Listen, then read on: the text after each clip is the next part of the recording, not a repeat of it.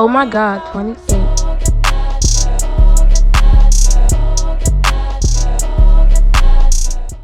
Do all whiskeys though. Yes. And we are here. We are live. Welcome. Now we're alive. I mean, yes, we are alive. I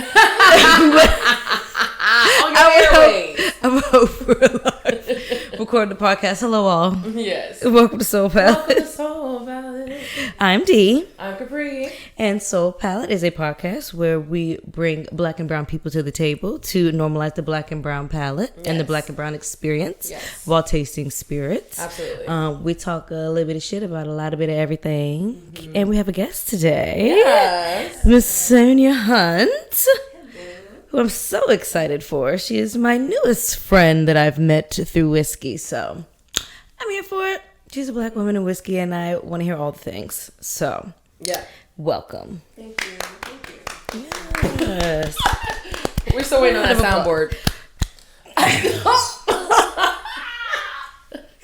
And we actually have one. I just have yet to dive in. Okay. That is in the midst of my 66 days of getting my life together. Soundboard is in that whole thing. I'm only getting my life together for the 66 days. I'm not doing it outside of that. After that, it's going to be a habit of you getting your life together. We're only 2 weeks in. After that, it's your birthday, so. Yeah. Ooh. After that is my birthday, which would be, I'll be grateful that this shit is a habit by then because I'm going to act a whole ass for my birthday. Yeah, exactly. So, yay. But then I'm not going to feel wrong if I don't do my yoga. I'm going to feel crazy. So, this is the point of building the habit now. Yes, absolutely. Absolutely. So we're doing a 66-day challenge. Do you know about this? No, I do not. Okay. So yes. First, Dee brought up the proposition that for 66 days, because we've been talking about growing our discipline and, really just getting rid of things that we don't need to do and trying to do things that we need to do. And so for 66 days, we have chosen to choose one thing to focus on and do it habitually every day. And it's been going well. It has been going well. We've been recording ourselves. We have a shared album, and it's actually been going really well. And we can tell the differences. For me, it's stretching. For her, it's yoga, and a little bit of things extra on top of that. Like I'm doing 64 ounces of water every day. Yeah. I've stopped eating certain things, really mostly for my asthma and my eczema, but the stretching I can feel even when I'm working that it's helping me like feel better throughout the day. So it's been great. It's been awesome. Yeah, so we're in week 2 now, y'all, of our 66-day challenge. This makes day 14? Mm-hmm. Yep. So we're doing good. I missed like 2 days this week, but then I just doubled up the following day. Both I've also times. missed 2 days this week too. Yeah. So it was legendary. Yeah. I was watching Legendary. I was gonna say, we're blaming you, Legendary. So, I can't wait till we get to that segment because I went back and watched season 2 all over again. Okay. But yes, so I missed 2 days, but then I doubled up, and so I've been just making an effort to like, even if I miss a day, not to like have a heart attack, freak out, be like, oh well, fuck it, 66 days are a wash, and just do it the next fucking day, and not make it a big deal. So I'm learning to give myself grace and to just keep doing it. The whole point is to keep doing it. So you two are each other's accountability partners. Yes. That's dope. Yes. Thank you. We are definitely keeping up with something. So it's just like the recording is definitely also keeping me accountable. Helping. And so, making sure that we're posting something in our shared album is like, did they miss today? Oh, yeah. If I didn't post anything, I definitely missed the day. a couple of the days I didn't post a video because I went no close. So right. I was like, we keep the nudes out of the cloud, but it's true. It's true. Yeah, I still recorded myself naked, but I didn't post it. I'm not afraid, honey. Okay. Oh, period. But yes, introduce our guest. Okay, yes. So I actually would like. So Sonja has done a lot of things when it comes to the whiskey space, but I know you didn't start in the whiskey space. Yeah. So I definitely want to get your journey, your story in general of how you even where you started doing industry wise, for work and all that, but then how you even got into bourbon and whiskey in general. I took a 20-year break after doing hospitality management and front of the house management. So I actually became a mixologist way back in the day. You know, we're not going to go into my age. We are not going to age you. So 20 years later, I found myself, you know, getting into whiskey. I was introduced to whiskey early on, of course, but I just didn't have a palate for it. It was presented to me on the wrong end of the spectrum. Someone shoving it in your face, taste this. You know how it is. You two being in the industry. You know, and when someone's putting something in your face, they're trying new cocktails, so on and so forth, and it just didn't connect with me. I was connecting more so with rum and vodka, to tell you the truth. So it would be 20-something years later. I was sick. I was given a recipe via my mom, and I got into some Beam. Oh, okay. Wow. And from Beam, you know, I went on and started buying up whatever I could whenever it came out, and tasting it neat more so than in a cocktail. So I had a fond appreciation for it because I had it in its truest form, of course, and the rest is history. I love that. Yes. Okay. Love that. Love that. So occupation wise, right now, what all do you do? Oh my. Yeah. So I had the 9 to 5, you know. That's what pays the bills, majority-wise. And that is human resources. So I just recently launched a branch of my human resources connected to the industry itself, and that's ABV Jobs. Okay. So it's connecting employers with candidates for that niche market, you know, which is oversaturated on your other job boards. So it's going to take you a while to get some candidates that are looking just to work for you, or vice versa. You know, the candidates, the employers that are looking for candidates that are, you know, interested in those industry jobs specifically, or that have those skill sets. Other than that, I'm also blending. I'm also going around. I'm a student distiller still. It's going to take me a long time to get to a level of mastery, but I have it down packed and make some good juice. Okay. And I'm just excited to see where that goes as well. I find myself throughout the DMV doing private tastings. Love that. And it's just phenomenal. It's phenomenal exposure. It keeps me grounded in what it is that I'm interested in. And it also exposes me and aligns me with great people that too are either at the same point that I'm at, taking their skill set to the next level, or looking, you know, to get into something else. Awesome. I love that. When you say that you have a long time for mastery, what is that? Because there's always going to be so much to learn, but does it feel like there's so many more layers to learn, or do you feel like it's because... Is it like a matter of like paying your dues type of thing? Yes, I think it's a matter of paying your dues. Okay. You have so many generations that have done this, and those larger distilleries, even the medium-sized distilleries, they have years upon years of experience. I'm the newbie coming in, so of course I'm going to pay my dues, you know, show respect. But at the same time, do I have the skill set down? I do. If I use different equipment, I have. Yeah. Can I go from one distillery to the next and pretty much know how to run the process from start to finish? Yes. Okay. Before cast, yes.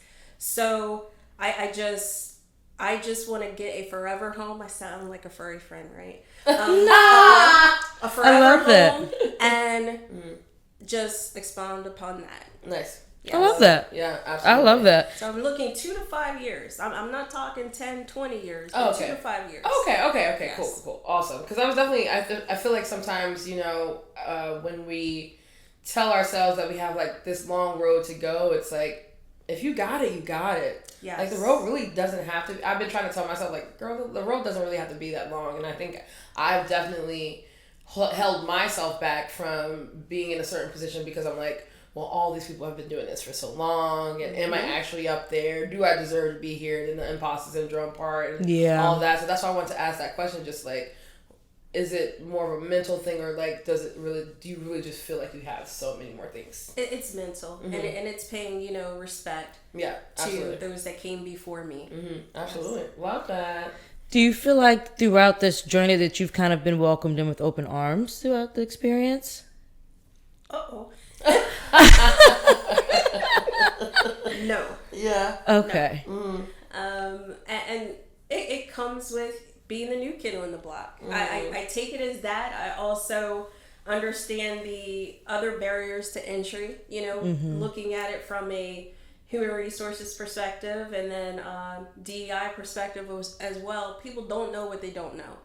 I use that statement every day in my profession because there's always something more to learn. And you have people that are just in their space and in their head, and they're not willing to make a change. I'm a change agent myself, so for me, yes, I am that person that's joining or that's coming on the scene, and I'm not bucking against you. I'm not trying to introduce anything new to you other than who I am, and also an acceptance, having an open mindset for this is how things were done 20 years ago.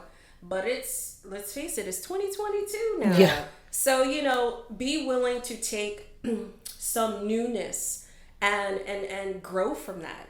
Everyone can stand to learn something new on a daily basis. Daily, honey. Yes. So as you're dropping something, I learn something new literally every single day. Pick something Literally. up as well. And just there's a lot of no. And this isn't what I'm used to. This isn't what I'm used to seeing when I walk into the distillery, the production floor, so on and so forth. So it's challenging at times. Yes.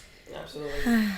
I can only imagine. That's the type of just knowing that exists is one of those things that mentally makes me afraid to actively pursue wanting to be a blender and da da da. I mean, talking about that fear of rejection. Yeah, exactly.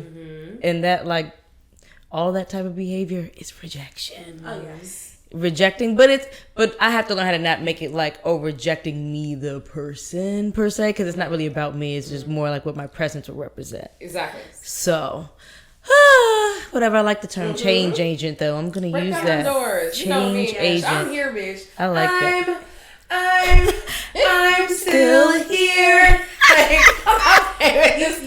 You learn so much from it. Yes. I had everything that she just said.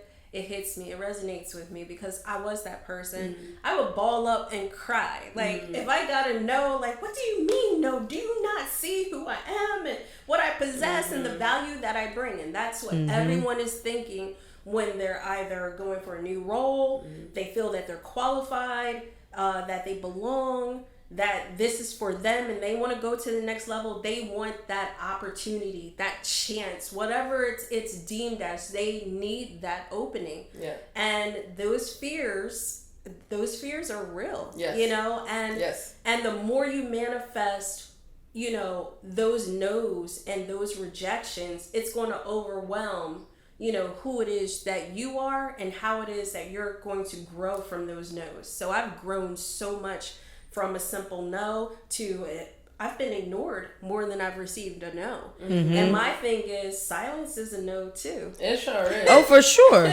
So I'm just you might as well just say no because I'm just going to keep, bugging the fuck out of you. Yes. That's me.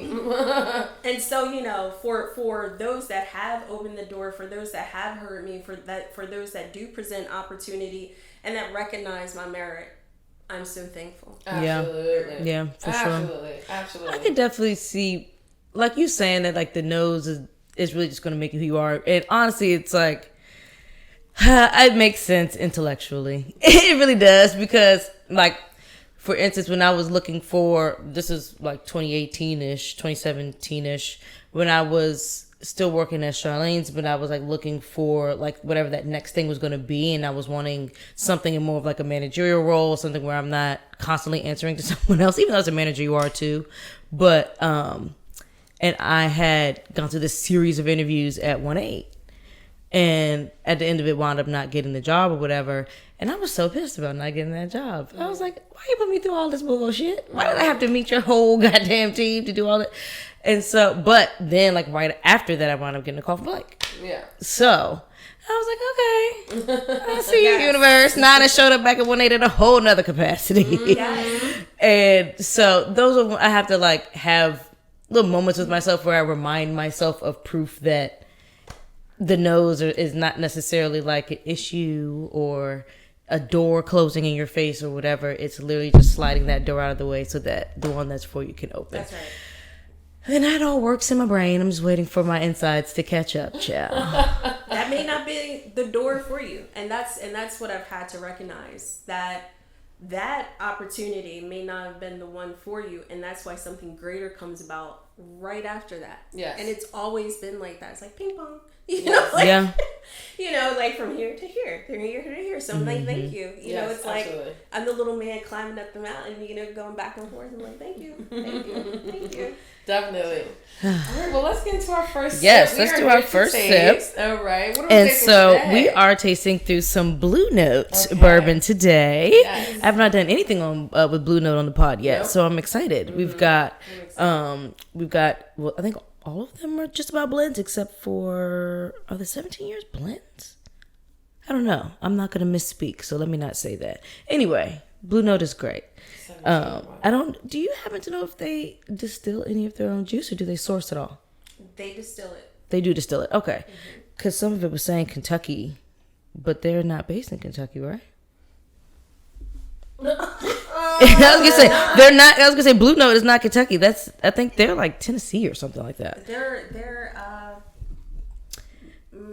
I was right. Memphis, Tennessee. Yeah, Memphis. Yeah. Because the whole Blue Note theme and all of that was definitely not giving Kentucky at all. It's music associated, y'all, for those who don't get it. But yeah, Blue Note. I think it's a lake scene and like, I think maybe it's That's not cute, y'all. a lake scene of the area they're from. Yeah, the map thing doesn't quite show up right on the Looking like That's hilarious. So our first sip from Blue Note is going to be their Crossroads 2021 release. And this is a bourbon that was finished in toasted French oak. Okay. So we are sitting at 100 proof unfiltered. And the mash is 60% corn, 36% rye, 4% malted barley. I love a good Ooh, mash. I was going to say, this is a Yeah. very high rye. Also, new to the pod, here we smell, say exactly what's on our nose, taste, say exactly what's come to us, because that's our way of normalizing black and brown palates. Yes, it's not overthinking what we feel like we should say. Yes, and you already know that taste brings up memories and different things like that, so say it all. Here is the day. And for anyone who's looking on the YouTube and is new to how we format this, we are tasting from our right, so your left. Mm-hmm. So your left over to the right. This is floral for me. I'm getting, and I get don't say this honeysuckle. often. I was just about to say that. You gonna say honeysuckle? Yeah, I was like, I don't say this often because it's been so long since I've actually smelled honeysuckle, but it brings that memory of like being a child, seeing them on the fence. Girl, yes, it reminds me. So when I think honeysuckle, it immediately makes me think of being like at my great grandparents' house. They had all these bushes around their steps that go up into their building. Yes. Straight honeysuckles every summertime. Yep. And I just remember always pulling those off. And I used to suck on them damn things. I don't know how sanitary that was, but I survived. Sugar and spice. Yes. Yeah. Definitely brown sugar. Mm-hmm. It's weird to say this also, but I feel like I could smell the water. Does that make any sense? No, that's not weird. That's not weird at all. Because I get what you're saying. Because usually I feel like when I'm smelling... And you mean like just the water like in its natural state? Like, It's just, definitely oak. Mm-hmm. Like that toastedness is coming through too. Toasted wood, kind of nutty for me and I think almonds.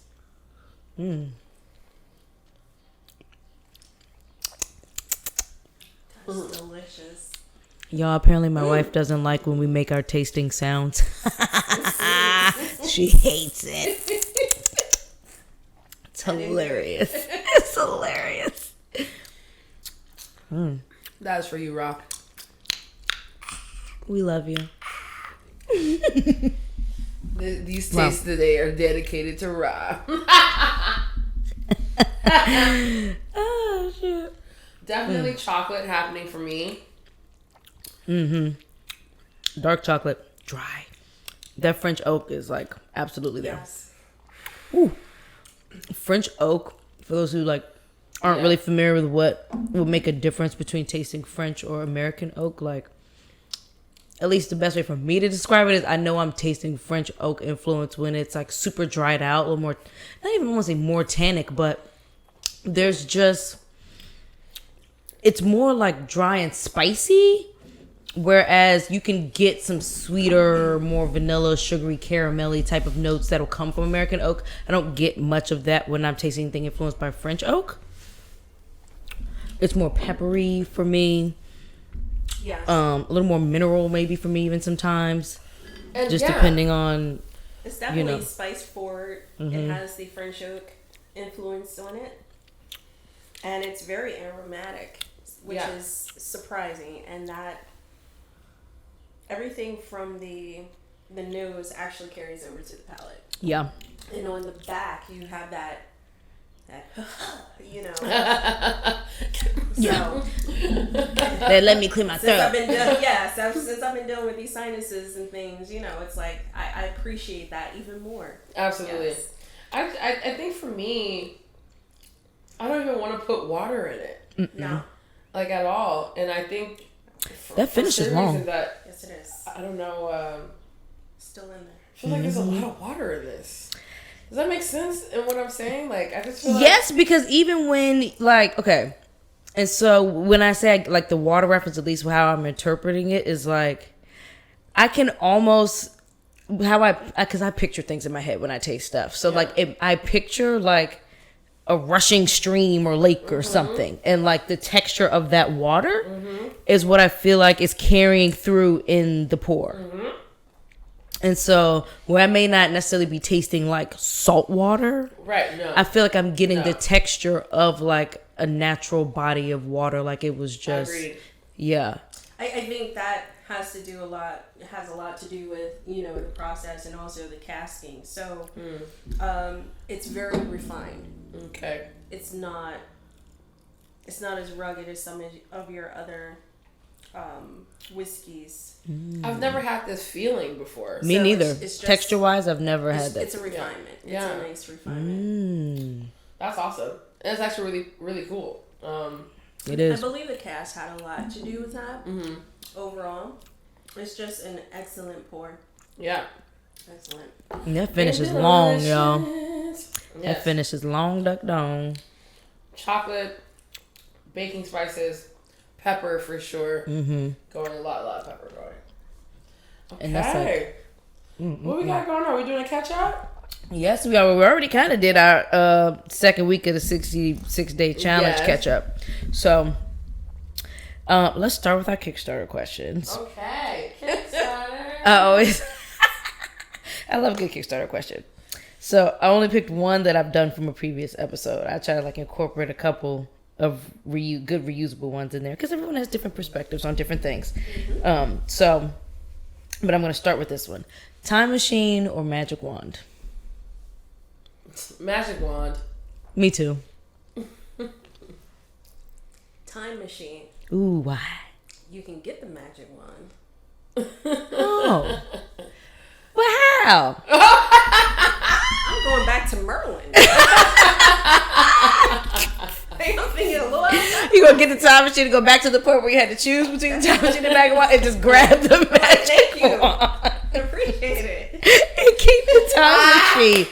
That is a great answer. Magic wand, I can get a time machine and... That's true. With a magic wand, you could just... A magic wand is my time machine. But what if you only have like one chance with it, like, and you done one and done? Well, that's what scares me about the time machine too. It's like I can't. What if I can only make one trip? See, everything comes with a caveat. I know. See, I don't know which caveat I could take. It's Hold going up. to be time machine because I mean I know lottery numbers that have won. That's super fact. There's so I'm going many. back with a lot of knowledge. So that's time true. machine, That's definitely. true. I never want to go back. I think that's my thing. I'm just saying, I'm scared to go back and fuck with the whole wave of events and things. I'd love to do that. You're a change agent. Yes. Yes. That's a good one. Okay. Now, this is one that shake I've things up sometimes. Yes, you should absolutely shake that shit up. always. Okay, ambition or comfort?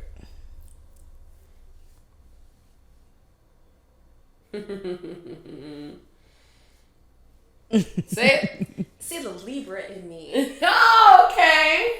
Okay, wants to say comfort so bad because they love being comfortable. Yeah, but y'all got ambition like shit. Ambition. Yes, I was gonna say Libras are still very ambitious y'all people. do love to be comfortable. I know my mama, she likes to be comfortable with a baby girl. It's ambition all day with her, honey. Yeah, ambition. Yeah, because for sure. I'm always going to be comfortable. Yes. No matter what. No matter what, period. So, ambition. Okay. Same way. Yes. Ambition. I love Period. it. Okay. Now this is what I thought was very interesting. Save 100 strangers or one loved one? 100 strangers. Ooh.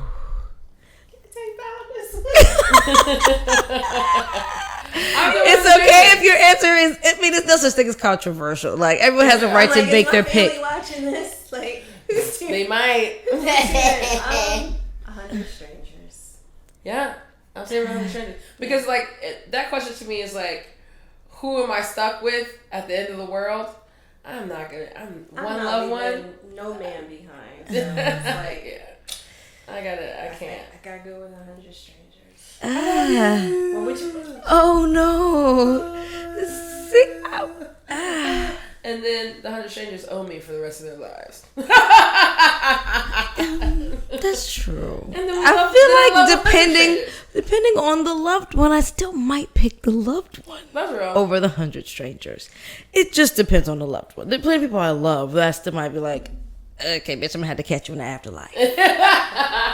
Exactly. Maybe, but if it's like, I don't know, if it's like my brother or my mom or something like that, and I gotta pull them up off a cliff or something, but they gotta drop the 100 for me to do so, you might have to drop them. Okay. Yeah. Sorry, 100 strangers, I don't know you yet, so I don't know. The reason I went with 100 strangers is because my family, a loved one, knows that I love them, and they know that I would do that, and they will want me to do something for someone else. Mm-hmm. So because of that, it's going to be 100 strangers. I don't have a wholesome reason for mine. Mine is because I just don't want to be with one person the whole time. I need to let me keep 100 strangers around me. I'm sorry. But it's not like we're not talking end of the world and there's no one else on the planet. You always ready for an apocalypse, bitch.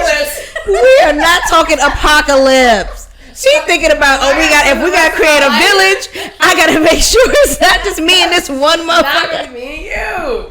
No. We done had our time. I need these 100 strangers. I'm trying not to think of Purge right now. Oh, God. That's exactly. Really got on my nerves. Oh, my God. I've never watched Purge. I can't watch it. The one where... not a bad movie. It's just bad. His wife or fiance was leaving him. And then, like, when he took a bullet for her, she's like, I love you. I was like, you try not to cuss. Like, you did not care not one bit. Oh, bitch. When this man now was fighting for y'all relationship, and then all of a sudden, since he had laid down his life for you, he took a bullet for you, now all of a sudden it's like, I love you, but I don't want you to go. Then you should have took that bullet. Then you should have took that man or took that bullet. Period. I mean, like, what in the world? Seriously. It's easy to be all I love you, I love you, I love you when the person's soul is left the building. Yeah. My goodness. Like, no, I gotta do this. I'm leaving you. I'm out. And as soon as he did that, oh my goodness, I was like, you know what? That's why I don't like time. I can't watch certain movies anymore because and I'm one of those people. I talk to the screen. Me too. I'm like real bad with that. I am too. That's why movie theaters, I just try to keep my mouth shut. That's why I want to fall asleep, because if I can't engage, I'm probably gonna nod off. I got to engage a little bit. Yeah, I kicked myself out because I got upset. I had to talk to the manager, but manager came by and was like, "Can you all, if you all talk again, we're gonna have to actually leave." I was like, "What?" First off, we're not talking loud. I'm literally doing this. Yeah, like, you're gonna hear a whisper in the movie theater. If you think it's gonna be so silent, you hear a pin drop. Engaging you're in the wrong place. They're that person like, you wasn't loving her. I'm like, I work hard not to be that person. But if it was acceptable, I'd probably be that person. I was laughing silently. And when I'm laughing out loud. You know what I'm saying? That's how much if I it's wasn't funny, trying to talk. So for you to come up, I had to get the fuck up and go find her, because I was like, what just happened? I was like, you ruined my movie. So why did you? Period. Why did you come and tell me, that I need to be quiet? Well, the person, someone wrote us that you this, and we have a strict no talking policy.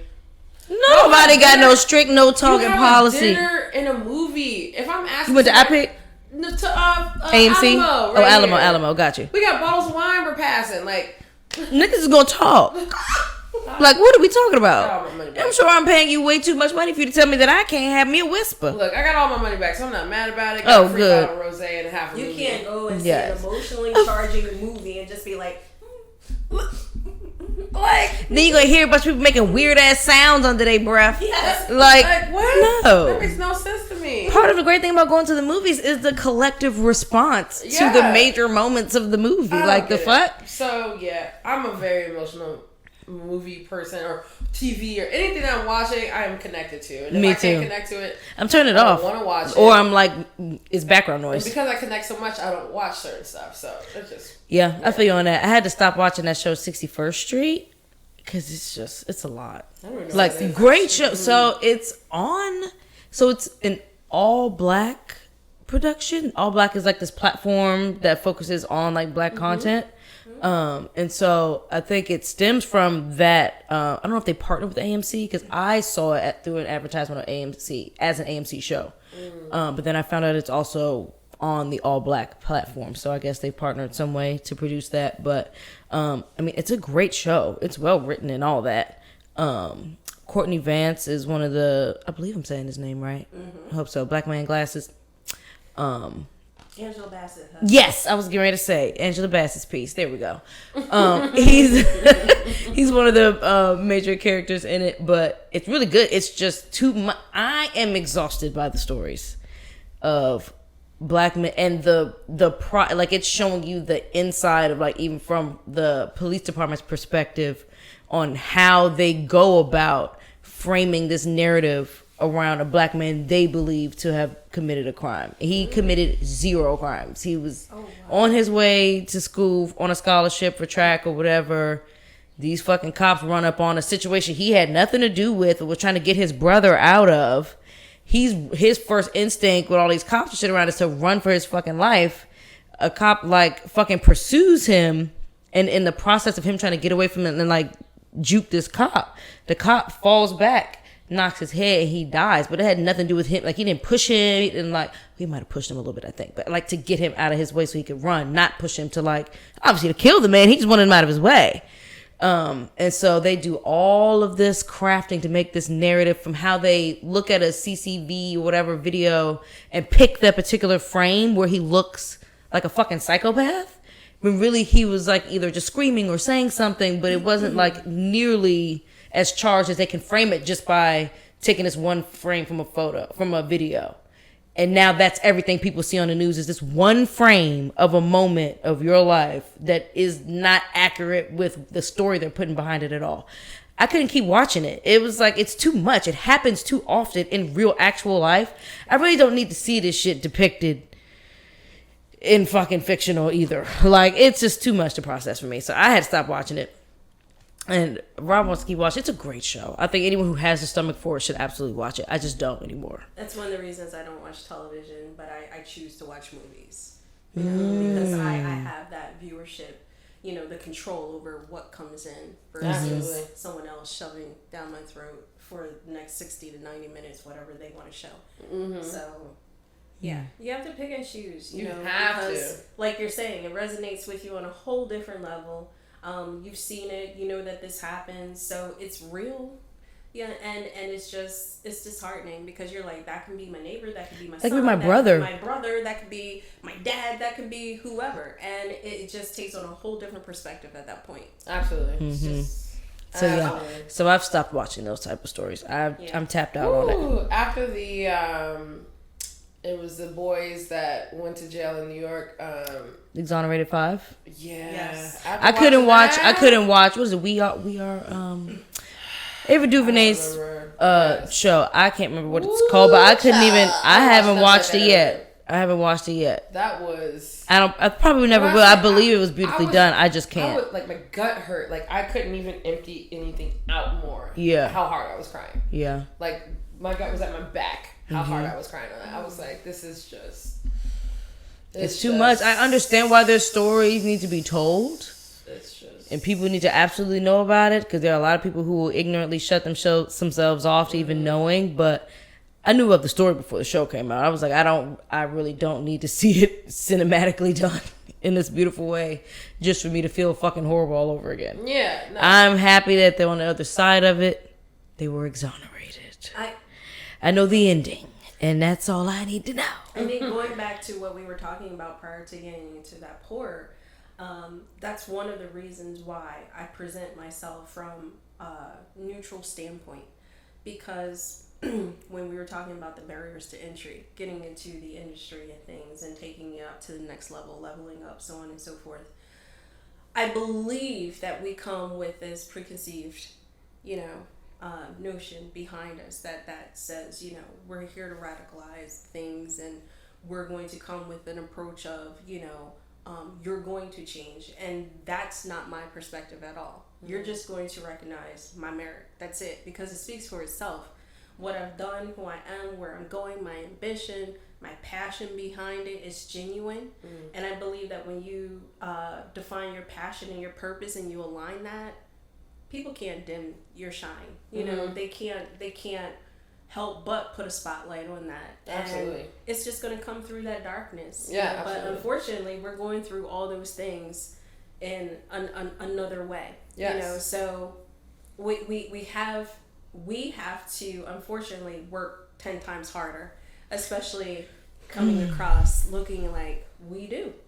So I'm sure all of us have stories that we can share, and we could present and things, and it's unfortunate, but we just have to keep going through. My thing is, my mother, my father always taught me, you get your foot in the door, and after you get your foot in the door, then that's when you'll understand and recognize when it's time to do A, B, and C. So I use that as humbling. Because there's times where I just want to rush in, and I'm like, do you not understand that this is being done wrong? And you get so impassioned and you're so enthralled and entangled in all those negatives that it eventually starts to pull you down. Mm-hmm. But you got to stay separate from that. Yeah. Because it can make you jaded. Yeah, yes. I think the hardest part is, and something you just said, is just that our presence is seen as such. Just being present is seen as a radical change. It's polarized. Yes. Yeah. And that goes into even what we're always haunted with in this country, of these white boys killing and stuff like that. Is going back to the most recent one in Buffalo, about how the race is diminishing and we're taking over, and this whole thing, the fact that just being alive, present, is a radical, oh my god, the world is ending, is why there's so many motherfucking barriers. That doesn't make any sense to me. I'm just I am just a motherfucking person just like you. I was sitting here, I was trying to stay quiet, and I'm gonna give Dee her flowers while she's living. Thank you so much for asking me that question. I'm just going to give it to y'all. So when I came in, when I was starting to show my interest and, step out from behind my sheltered self and my introverted ways, I received hate messages basically saying to me that I was too old to be changing industries, that I should align with people that look like me.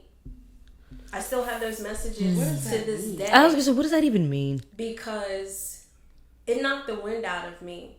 And it was a pivotal point for me, because I was like, either I dig my heels in and keep on going, or I stop right now.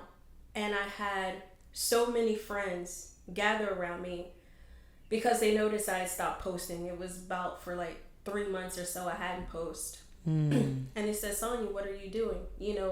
Engagement with your audience on IG is all about how you get yourself out there and you keep, content fresh. As you keep content fresh, it's also, exposing you. So it's almost like self-advertisement. And I said, I received this message that told me I needed to align with people that look like me, and that essentially saying I didn't belong. Mm-hmm. And it it tore me apart inside. But I was like, nah, like I'm not going to let hate win. Because I knew what they were saying to me. I don't have blue eyes. I don't have blonde hair. And I get that. I'm not even a male. So it wasn't from the perspective of, you know, necessarily being a woman. It was, in general, all of me that was being turned into something that, you know, I need to recognize and stay in my lane, quote unquote. And that's what drives me even more. Absolutely. So that's my fuel. I love that. And it's just... And, you know, I feel that so much, and also at the same time, there's the tiringness of it all, right? Like, I completely feel that, and at the same time, I completely being like, oh, fuck these motherfuckers. I gotta keep fighting y'all everyone. I've been called a sellout more than I can, you know. Have you been called a sellout? Oh, yes. Really? Yes, because majority of my supporters do not look like me. And majority of those people that have, you know, presented the door to be open and have invited me in and that sit down and even talk with me on a regular basis do not look like me. And I can't help that. It's just how things are right now. Definitely. You know? And so that sentiment, that whole sellout sentiment has come from people who don't even know you, or from people who are closer to you and just have their opinions about... People that do not know me. Okay. Yeah, exactly. I was going to say, that makes sense. And that makes sense. People who have no perspective whatsoever. For me, like, you know, we've come across some people who purposefully, or feels purposefully for sure, aren't trying to work within the community, but are exposing the community to people that don't look like us and using it for money and clout and whatever. Like, that to me is selling out. But if you're in this lane, we know for a fact, especially when we're talking about mastering in an industry that wasn't even, you know, prepared for us to be mastering in it. But the thing is, the thing about it, the irony is, yes, it was. I mean, yes, it was. I mean, everything's for us, first off. No. But I'm saying, do you really think that without having black people's bodies and skill sets and ability to really learn and adapt to anything and master just about anything, whether they're forced to do it or whether they're passionate about it, like without that whole foundation, like under everything, having that exist, do you think if that didn't exist, that the craft of master distilling would be what it is? Oh, absolutely. Yeah, absolutely. No, so that's what I'm saying. Yeah. Of course, everything gets taken, repackaged differently, and then made to feel like this is not for you and you don't belong I feel like here. The creation of the actual, like, when I think in America, the creation of industries, they're not thinking about black bodies at that point. You know what I'm saying? Yeah. So, like, when you're creating this industry to be whatever it is, them motherfuckers wasn't like, yeah, and like, we're gonna have all these beautiful people from all walks of life. Can't you imagine? Yeah, they're definitely not thinking that. Them motherfuckers talking about their white friend and their white daddy and their white brothers and their white sons. The white men. Yes. We're thinking about white men and how they're gonna make money off of everybody, but everybody is just gray. Yeah. And people not gray. That this is a reality that we live in on a daily basis. So it's not said. When you're saying it, you almost feel that you have to be cautious when you say it or how you say it. As I did, I held on to it because, you know, you can be considered as trying to get fanfare and sympathy, and I don't need your sympathy. You know, my bills are just fine. My mindset's just fine. I'm fine. What I need, that's why I don't even understand that whole sympathy. Change. You know, what you need is for people to recognize what they're doing, how they're doing it, and to be held accountable for it, even if you're just being held accountable for yourself. You know, holding yourself to something that says, you know what, I need to check myself. I need to do things a little differently. I need to watch what I say out my M&F mouth.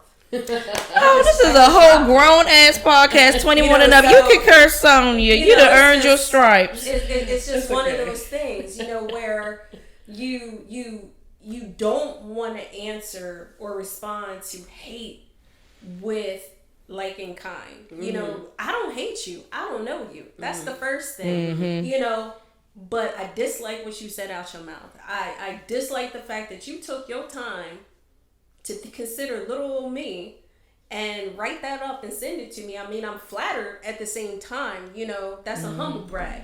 But at the same time, like, sometimes you're just like, don't let me see you on those streets. Oh, honey. Like, it goes there. Period. You know, it's not something that not everyone can deal with. Yes. With a rational Yeah. mind. Absolutely. Absolutely. You lucky you got me, because God forbid you would have got this one or somebody else. Like, it would have been. And I am not shying these totally streets. different, you know. And I'm not gonna put you on blast because I'm not gonna give you spotlight. Of course not. On social media. That's Period. just it. Yeah. And some people want that. They're aiming for that. Well, And they want that. None of these haters any more energy, honey. None. None. You get none. You get dust. Yeah. Period. Bitch. Done with you. On to the second sip.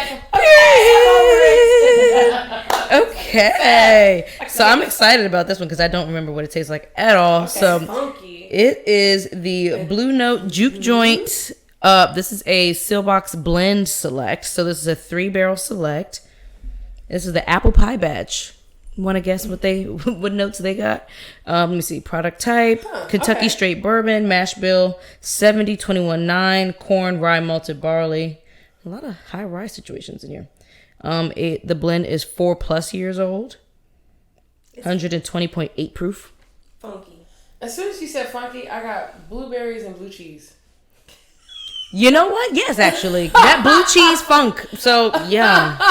I put that on my ear. So Blueberries and blue cheese. I don't know. That is a good one. That might have to be an episode title. It's Blue Note. I don't even Blue know. Note, blueberries, blue cheese. That's It's my giving game. blue. Blue. Wait, I gotta write Hello, that down. Blue. Oh my god. It does have that blue cheese funk though. Just like It's slightly, you know. But I think I'm still, and this is gonna be weird. It's probably gonna be for all of them because it's probably gonna be consistent. I'm smelling the water that they're using, which I think is a good quality. Like, So this is like a testament to their process. Yeah. Like, I don't know if that makes sense. Because I can't tell you all what that water smells like. Yeah, no, because it's not in smell per se. Yeah. It's almost in like. I just love Blue Note, and you know, this funk on this pick actually is akin to Wild Turkey. Okay. Excuse my reach. I haven't had Wild Turkey in a very long time. I know I want water in this already. I can already tell. I'm getting dark fruit Yes. But I'm only gonna do 4. and very light baking spice. So it's not Super prominent. light. Yeah, it's not prominent baking spice. It's very light. For me, it's definitely It's chocolate. it's very wafty. I'm getting Like I'm getting both cacao baking spices powder. and exactly. And I'm getting both of those like as I go back and forth. You want a water? Huh? This is a new one. First on Soul Palate, Kapri doesn't want water yet. Me likey. Ooh. I don't know if what I would have tasted without the water, but what I'm tasting with it is great. It's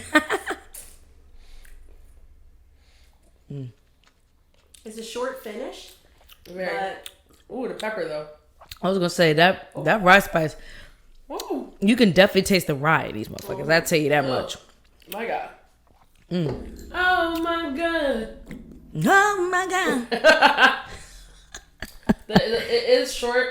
I still get that cacao powder specifically for me. I get cinnamon red hot like right at the end.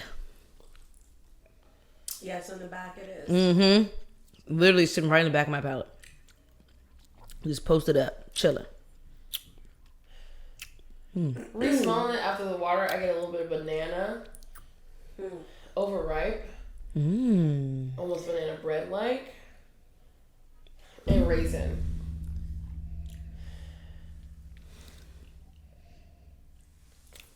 That's so interesting. Mm-hmm. That is This so for interesting. me is different than my Blue Note at home. Yeah. So this is very. It's banana bread on the palate for me too. put water in my first one. I know I said it. This is very different. Wow, it's good. But it is. I don't know if I'm quite It's getting short-lived. apple pie. Maybe the spices of an apple pie. Nothing. But not nothing's like giving apple itself. I'm not getting necessarily crust. I get the banana influence. I'm not getting banana. I have more of like a pear Mm. and a possible. I'm not gonna say it's hazelnut. It's definitely a nut. Mm-hmm. Ooh, so Let's see, when you say hazelnut, I get that on the nose. But that funkiness is in there. Yeah. I just got the herbaceousness. So that rye peeks through as a. It's not a dill mint. It's a grass. You're getting like a semi-hydrated hay. Semi-hydrated hay. That is a great one. So it's like right before the grass gets very, very dry. I got you. And I got you. That's so specific. I love that. have I tasted that? Yes, I have. I haven't, but it's giving me. I can see the imagery of what you're saying. As I like, it's like as it's passing, like after the first few notes go, and as soon as it's finishing, I tasted that. If that makes any sense. So no more pear. It is definitely apple. I personally still don't have the apple, but yeah. Yes. Yeah. I definitely got that grassiness that you were talking about. I love the heat. I love the spice, but it's very short. It's so short. It's so short. Yes. But as soon as that finishes, stays at is the where front of grassiness your- I was gonna say, the only thing that lingers for me is just at that the front of your palate, heat. and it wraps around the sides, but it doesn't carry through to the back. I like the way that you talked about the herbaceousness. Mm-hmm. I like the way you brought up that grass, because really what it reminds me of is It's earthy and it's walking it's in a nice. field that it just Yes. you know, just kind of rain, but it's drying from the rain, and that smell of that fresh grass that you're walking in is what tastes it. People are going to hear the sound of me going. Because it's in your throat. It's right there. It's right up in your throat. What can we do? My brother hates when I say that. I can't imagine having a brother. It's funny. I just We got were both blueberries. raised like only kids, so our What was relationship's that thing cool. you said again? Blueberry, blue cheese? Yes. Blueberries and blue cheese. I just got the blueberry That's like on it's the ballot. It is funky. It's funky. Ow. It's a I good just got that funk, red though. hot too. You know Walter? And you then funk? there goes It's- that grass. It's a good funk. That grass is cool. Oh goodness gracious! Okay, Ooh, these 17 years are about to be excited. Okay. So I actually have a question for Sonja. So Okay. are you allowed to talk about the distilleries or whatever you currently work with, or? Damn. I'm glad I asked first, because okay, good. No, that makes it's okay. Yes, It is it's what okay. it I was gonna say I is, have so many honey. questions, but that's not for y'all. Sorry. Well, instead, what are you excited for that's coming up for you? Yeah. What am I excited for that's coming up for me? I would say ABV jobs. Just being able to, I'm learning how to market. I've taken a plethora of courses and, even refined some of my skills alongside marketing. I dove into labels like a year ago and I studied labels for like 6 months. So when something piques my interest and or I need it, I'm going to deep dive. I'm going to go all in. I keep hearing Trey songs in the back of my head, but yes. I Yes. just had a Trey Songz day. Every problematic, time I yes. think of that, but I'm going deep and I'm going to take it to the next level. Yes. I know that I have, everyone says, oh, I have something that's it, Bing, and if you build it, they will come. But this is something that is so near and dear to my heart that I know that it's going to pick up traction. And I know it's going to be scaling in no time. It's just about what I'm putting into it. So right now, I'm putting 7 days a week into it, of course. And yes, I have time off and things, but for right now, it's full time, and I'm at that point where I'm actually reaching out to the distilleries. I'm reaching out to the hiring managers. I'm aligning myself with being able to take on people that have said, the second I have hiring, I'm reaching out to you. The second we scale, I'm reaching out to you. So there's projected business that I can't even tap into right now. And when you have that, it's just fuel to keep going. Again, a year ago, I should have hit that button. I just had fears. I didn't know. I knew that eventually, you know, even copycats, you know, they're watching. And eventually they will, you know, spring on scene. And it's going to be people with more capital, more connections, so on and so forth. But at the end of the day, I'm speaking our ministry right now. Come back. I am the first. I've done it. It is women empowered. It is minority owned. And I'm doing all of it. I'm going to exhaust in every bit of me in this. And I'm going to leave no stone unturned. In terms of the next 6 months, it's going to be private tastings. I have a few events coming up. Actually, shout out to Bo and Ivy. I can speak about that. We're going to be doing an event together in the next 30 days. Well, no, because we're not in June yet, but in July, we will be doing an event together. And I'm so excited for Julia, for Michael, for Bo and Ivy, staff, everything that they're doing over there. I can't wait to join the team, work alongside the team, and be with them in this endeavor. You're so inspiring. Yeah. I was like, she's been talking to me. I'm like, I can't wait to be here. You're so inspiring. I can listen to you talk all day. I love them. I absolutely love them. It's like I said, when you just connect with certain people, you just know. I have people as far as Midwest as like Colorado that I just love them. I love their distillery. I love what they're doing. I love their product that they're putting out. None of this is by me just saying, oh yeah, it's good. You know when people are cookie cutter and they're trying to basically like get in, plug in with everyone everywhere. No. That's just not me. If it's good, it's good. If it's not, it's not. And if I belong, I belong. And I've found those places. Yes. Yeah. And there's always those places, and I think that we, you know, have to remember that as we walk through the world. Yeah. There is a place for me. This world is big as hell. Child, there is a place for me. As much as the nose hurt, as much as I thought I was supposed to be there, and actually I'm supposed to be over here. As much as that happens, like, really just revel in the moment of like, damn, this is why I made it to this point. That was supposed to be here. I was supposed to be at this point. You were supposed to be at Seelbach. You weren't supposed to be at Wal-Mart. You know what I'm saying? Like, that's a story in and of itself. Oh my goodness. And she is a fellow ASCOT judge with me. So like, she, you know, has been doing it since its inception. Yeah. And I just came along. So that's what I'm saying. Dee was the first and only black person. Right. Only black woman. Well, there's a black man? No. Because Tiffany has been, but we've both been on the council. Tiffany has been in both years. I can't pronounce her last name, so I'm not going to murder pronounce it. Very rare. I was going to say it's sounding French, and so I don't want to fuck it up. I was going to say, but Tiffany, hey girl. We're going to see you at Bar Convent, girl. Oh, she going to be there? Oh, yes. Yeah, I'm excited. Wait a minute, because I haven't met her in person yet. Oh my gosh, she is. Oh, because you weren't here during February? Was I not? This past February? You weren't out that weekend? You talking about when like everybody was in town for that for whatchamacallit thing? Yeah. Yeah. Yes, for that.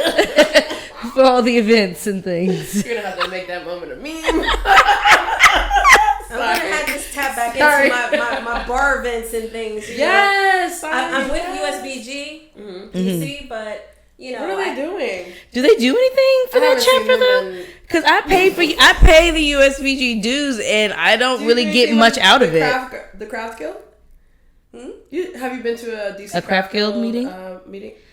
They're way more active than USBG. Yeah, we should take you to one of those. More so I've been trying to make it a point to go to a meet, especially since I found out that the VP was a black woman at that. I was like, when did this happen and how did it go over my head?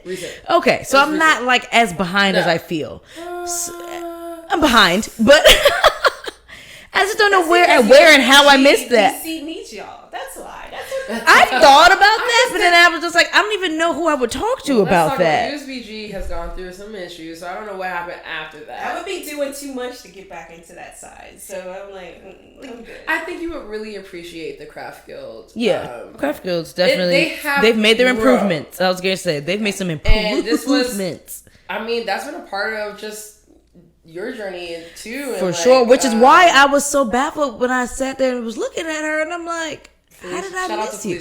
But I also missed. There was a good chunk of meetings that I missed too. So a lot of times, unless I'm not at something that's guild ran or whatever the case is, I don't see a ton of people from the guild except people who I just know from being at their bars or whatever. Right. So I went to the meeting. I went to the meeting and found out. What? Tell me her name again. Felicia. Hey, Felicia girl. VP of the Craft Guild. And I mean, my mind was literally fucked because I was like, I was just not even, I don't even know how many years ago that was when I was like complaining about the fact that it was just, I was a fucking fly in the milk, and that the people in positions at the guild at that time just were not extending a hand to black people at all in the guild. Like, we were just a backdrop if we were there at all, unless you were like someone of immediate personal relevance to that person. A little bit of history here. So we're talking about the DC Craft Bartenders Guild. Yes. And what this started off as was definitely a boys club, an exclusive, like, your craft. We're going to do cool things together. We're going to do a repeal day ball and all that stuff. It was meant to be very clubby, very cliquey. Very cliquey, very clubby, right? But it started to extend more out. I know some women got into it. We wanted to do, it wasn't me. I wanted to say we, but they wanted to do a little bit more and expand more to just anybody. And within that transition, which was recent, honestly, we've now grown to a guild that wants to be community focused and just trying to really embody what DC is, which is diversity. Yeah. You know what I'm saying? So in the middle of Chocolate City, child. Hey. So it's definitely doing that, and you've seen, like, we've had conversations as Chocolate City's best with the guild. I've had conversations 1-on-1 with the guild. Like, it's just like, y'all need to change. Like, this needs to happen, and they've heard. And they've changed, and even though people have moved on, you can still see that is being embodied in the guild, which is awesome. And for me, why the guild is so important is, one, that it's awesome because it was the first of its kind. Other cities didn't have their own craft guild. Yeah, it was USBG for everyone. You know what I'm saying? That's how you went and had these opportunities. That's where you got your industry connections. DC created its own. We're gonna create our own guild for just the bartenders here, and it's now out of just craft. I think it's just in general. If you bartend, come and do this. If you do things in spirits, come do this. Cause I mean, Virginia. Because now it's diverse. Yes. I mean, people from Virginia come to DC for real. People from Baltimore come. That's right. And you get whiskey people come. I mean, like, at this point, it's so ambassadors come. Owners, makers. It's created a centralized space where, I mean, it's also just created more awareness about the value of having a relationship with your bartenders in a city, period. From the marketing perspective, it makes sense for a distributor or a brand rep to actually come to a guild meeting, build your relationship, sponsor a tasting, do all those things, because we're the people who push your product and educate the people who have no clue who the fuck you are. Yeah. And so people have finally, on the retail or wholesale perspective of it, or producer perspective, have finally caught up to the fact that you need your bartenders and you need them to know who you are. Period. And you need them to like you. Period. So you need them to like you. That's a huge part. Oh, absolutely. I mean, if I don't like you, I'm not liking your brand. I don't care how good the juice is. I don't care how there was an entire segment. I will not fuck with you or what's going on. And I won't push it. And I'll make sure Deke doesn't buy it. Exactly. Period. If you want to. There was an entire. We talked about it I didn't go to this past guild meeting, but the meeting before, we had to talk about the bullet thing. Listen, and like, who's still keeping it behind their bar? What's our response? Go. Are we still buying it? Are we not? Some people were like, I already don't have it behind my bar. That you're not doing business, and I just said this a week ago on another podcast. You're not doing business with the brand. You're doing business with the people behind the brand, the people that own the brand, so on and so forth. People do business with people. Now I got apple pie. You know, yes. And, wow, that was a slow burn. And it's important to put a footprint out there that represents who you truly are. Not the facade, not the IG, not the version you think people of you want to see. Screens and things like that, but who you really are. You know, let us see you in your kitchen. One of the things Shawn Michaels does is he takes two, and he's with not Penelope, the other P, Pinhook. One of the things he does is he gets on screen and he is actually cooking. He's in his element because that's natural for him. He's not trying to blow up likes by getting people, you know, to attach to him through, oh yeah, it's food is good. If you a foodie, you like this, like, cause people, trust me, my sister, if she sees food, she's liking it. She's following that person. But kind of his thing is like, I'm a human at the end of the day. This is what I'm kicking back doing in my spare time. Mm-hmm. So you get to spend some time with him, recognizing who he is and going along for the journey. Yeah. Same thing with the guys over at Blue Run and so many other brands, you know, even with Blue Note and it's one of the rums. Rolling Fork. Yes. Mm-hmm. You know, they're telling they're you who active they on are. Clubhouse. They're very they're very transparent with, you know, how they started even. You know, like not only cassettes were being sold out trunks at one time. Sometimes people were selling, you know, booze out of their trunks, so on and so forth. Yes. So it's like everyone nowadays is trying to take a transparent approach, and if you're not on that end of the spectrum, then you know people just aren't really jiving with you at all whatsoever. I went to a discus event, so it's funny that you're mentioning guilds and things. I went to a discus event, and I'm set to go to an ADI event, and then I'm going to go to discus and ADI. ADI is American Distillers Institute. Oh, okay, So, okay, yeah. Mm-hmm. Wait, I don't know discus though. And discus is distillery industry spirits. CUS. Something with some It's easier to say discus because when you were saying the long form, then you don't know how to shorten it again and so forth and so forth and so on. But you know, with those American distillery industry. Is it industry? I thought it was institute. Who knows? Yeah.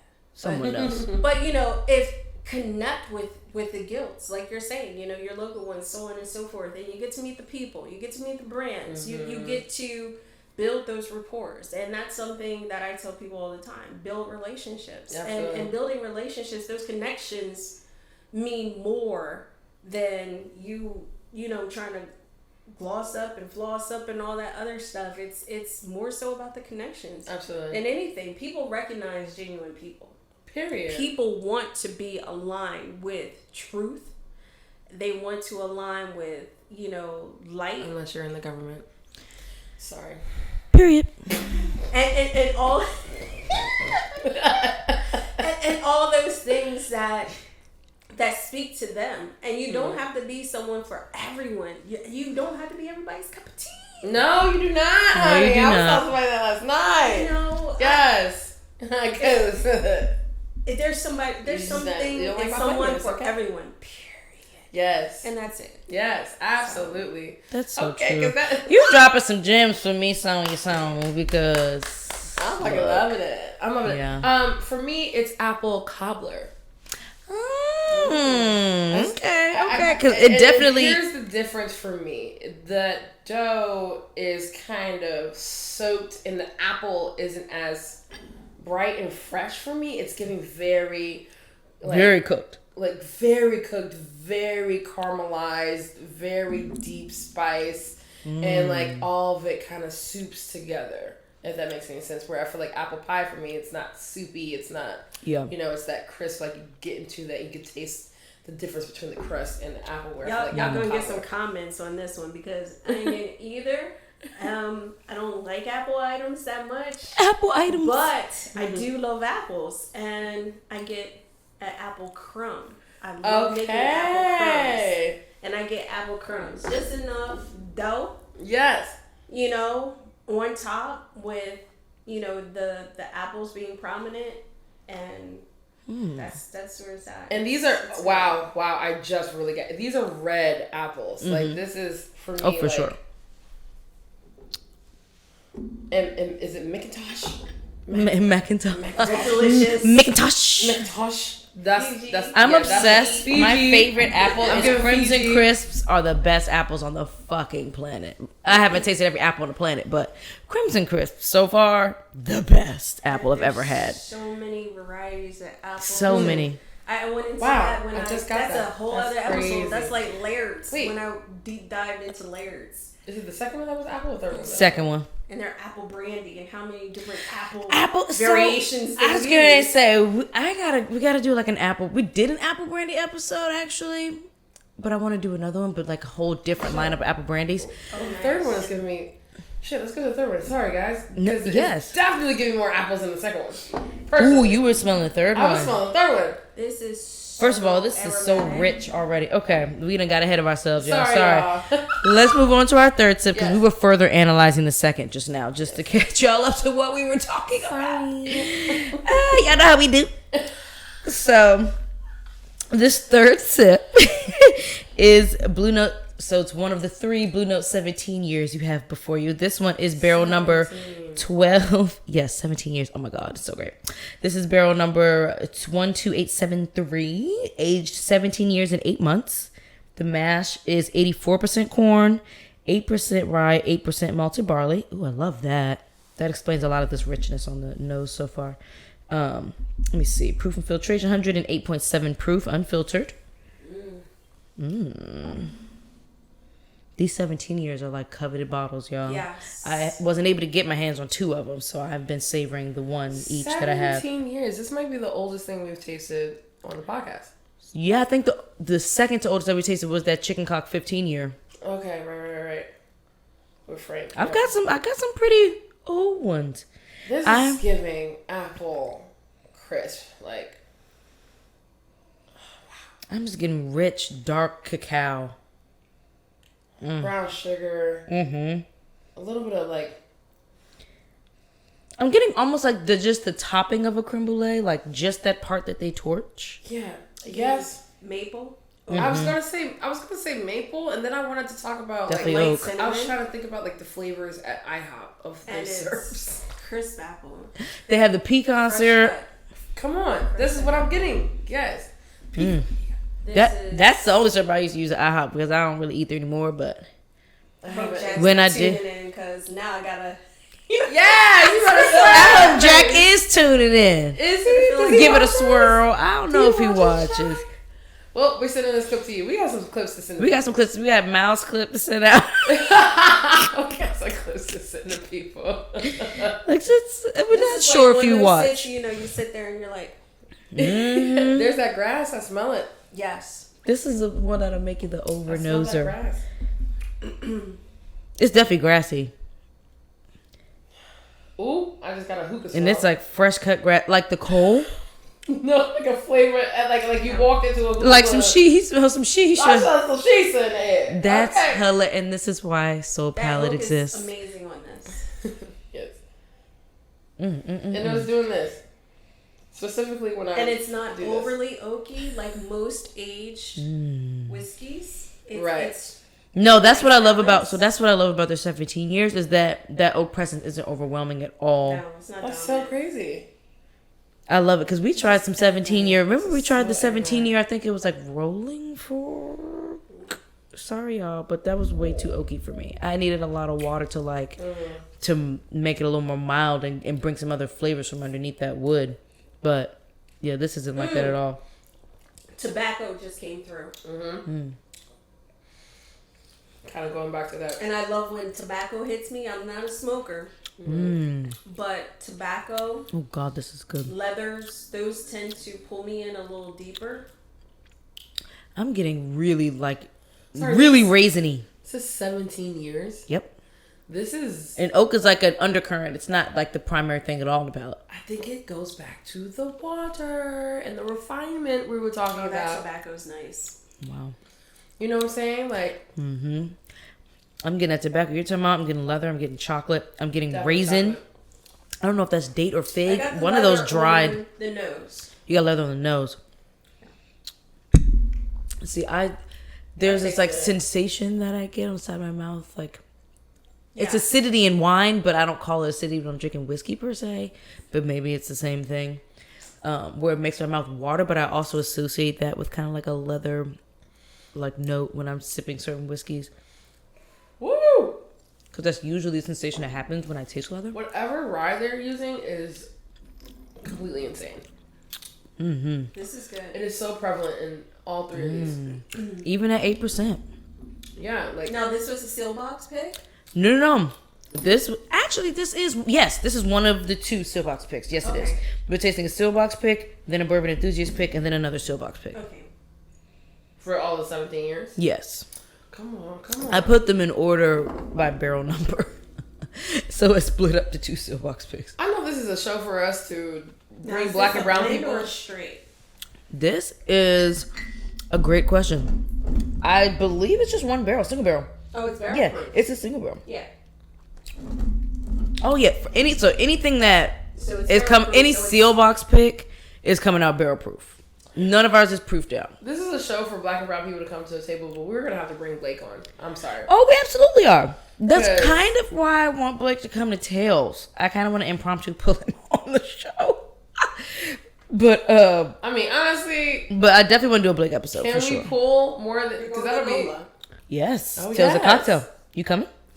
Yes! Oh, it's about to be a good time. We're about to have Yeah. a great fucking time. So I was We got a almost. special guest that we're gonna have that we've been wanting to. Oh, have on I'm the so show. excited for New Orleans because we're gonna have a guest that I've been wanting to And be I here for a haven't met her in minute. person yet, so Yes, I'm I have been excited. wanting, and I've been wanting to like have a good night out. It's 1 to 2 people, so I already know. It's 1 to 2 people. I'm We're not gonna tell you yet. We're not gonna tell you. Then I think we've already told you we're doing a live recording there, so Yes. watch out for that. I'm still trying to see if they'll let us take over their Instagram, but child, I don't know. And then we got our media passes, I'm so excited about that. which is awesome. We'll be all up in the tasting room, That's y'all. bullshit. Sipping and things and doing the things and making our reels. Oh, I can't wait. I've been practicing on them. You said you've been doing good. I've been practicing. You've been doing good. Did you save a piece of that Tuscan chicken or not?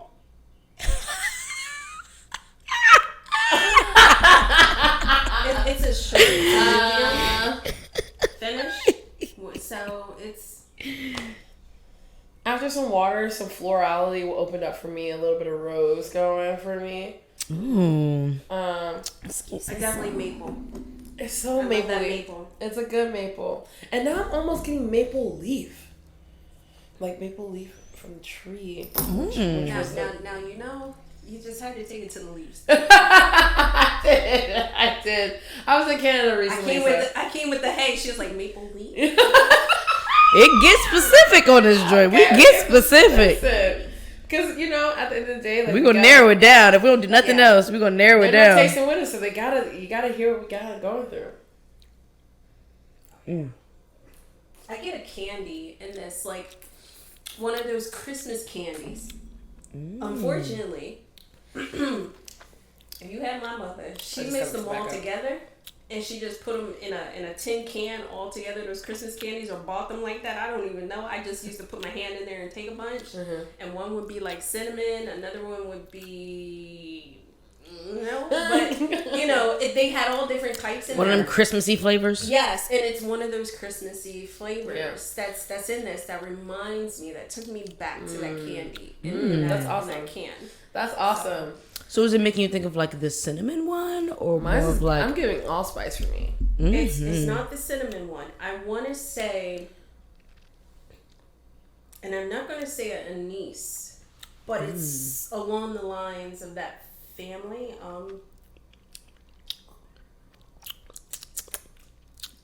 It's good. I was going to say, this motherfucker's just delicious. Wow. Kapri just pulled up the Christmas joint.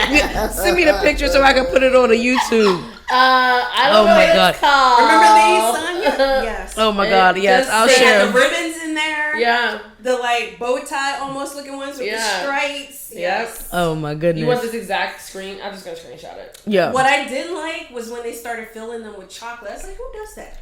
Oh, like filling the inside with chocolate? Like who does that? That's weird. It was good just the way it was. It's solid, rock candy, like that old fashioned candy. Yeah. You didn't need to fill it up. Yeah. Like. It's weird. Yeah. That's back in my candy days. I haven't been eating candy at all. This woman came to the bar and was like, we had a long night, and at the end of the night, she was like, you want a Lifesaver? I was like, sure. Wow. I haven't had any of those. I haven't had that in a while. I was ready to say, I can't remember the last time I had a I Lifesaver. was like, oh, this is so tasty. She's like, it really saves your life. No, it doesn't. My experience, last time I had a Lifesaver, it almost took me out. Oh my gosh. It had a hole in it because I was able to drink hot, not warm, but hot water. Yeah. Which to make it melt down. That opened up that hole just a little more, and I was able to breathe through that. It was lodged in my throat. Oh my god! Whoa! Not almost dying at the hand of a Lifesaver. I haven't had Lifesaver since. My husband at the time, now ex-husband, he was just like, oh my goodness, this is going to be so embarrassing. Y'all need to know the story. But it got lodged in my throat. Okay. Well, all right. Making sure Sonja was not going out like that. This conversation just got interesting. I was not going out like that. No, I would be so pissed if I went out that way. Oh, how did it get lodged, Sonja? I wasn't going out like that. Isn't there like a show about like when people would go to the emergency room for like crazy like sex related stuff? I wasn't going out like that. That's all. Yeah. She said I was able to drink some hot sure water. You want the hot water? I was like, yes, the hot water. I was like.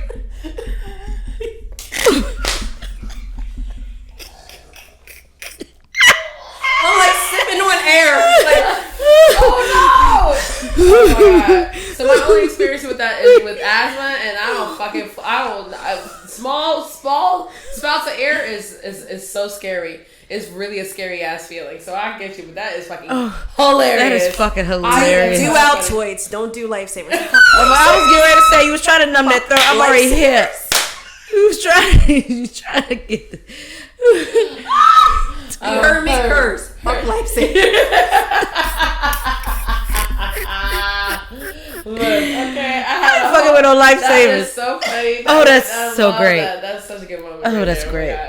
Oh, that's perfect. Gosh, yes. Woke up the whole house. My sons are up like, Mom. Oh, you okay? Oh, no. That's some shit off a TV show. I swear it is. Waking up the kids. Listen. That's the last thing you want to do. Mom is choking. Oh no! Oh shit! Oh god! Oh my god! The whole house is seeing me now. Everybody, get us some hot water! Hurry up! Run the bucket. You won't find them in my home. And don't offer me one. I will never offer you a Lifesaver ever, and I will never forget. Glad you told me, Chad. Oh my god! Lifesaver is fighting words. Oh my I'm so glad you told me. People are like, Mom, it's 11 o'clock. Why are you eating candy at 11 o'clock? Why are you not asleep? Sweets? Like, what are we doing? You tucked me in an hour ago. What's going on? The confusion. We eat candy, we drinking tea. Like, what is that? It's a school night. Some things you can never forget. No, seriously. I was talking about that. My memory is bad, but some things you just can never Some things you will never forget. That's so true. It's Oh, so God. True. Okay. You need to sponsor the show. Eat Altoids. Okay. Look, let's find We got a lot of sponsorships whose pockets we need to tap because we done put a lot of people on. That's so true, though. Oh, that Thursday was so good. Okay. Oh, my. So we do have one topic under With It or Not. Yeah. Oh, yes. And it has been circulating the gram over the past week. Oh, God. I forgot about this. Bitch. The bullshit. I didn't forget, but I tried to. Oh my God. So Kapri sent me this video on, pull it up on Instagram, please, so you can show Sonja. Pulled up this video on Instagram. Which one? Conscious Lee's video. Okay.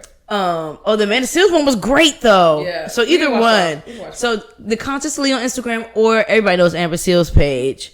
They were talking about Walmart and these Juneteenth wares that they have started to manufacture and have the goal to put on the shelves. Ready? Yeah. No, we about to play it for y'all. Juneteenth Great Value Ice Cream. And if you're wondering what the flavor is, it's swirl red velvet and cheesecake flavored ice cream.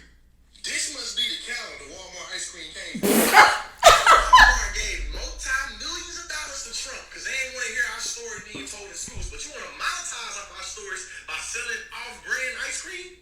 Walmart wonder why it's losing? When you go to Target, they actually had black artists that they worked with to get their products in the store.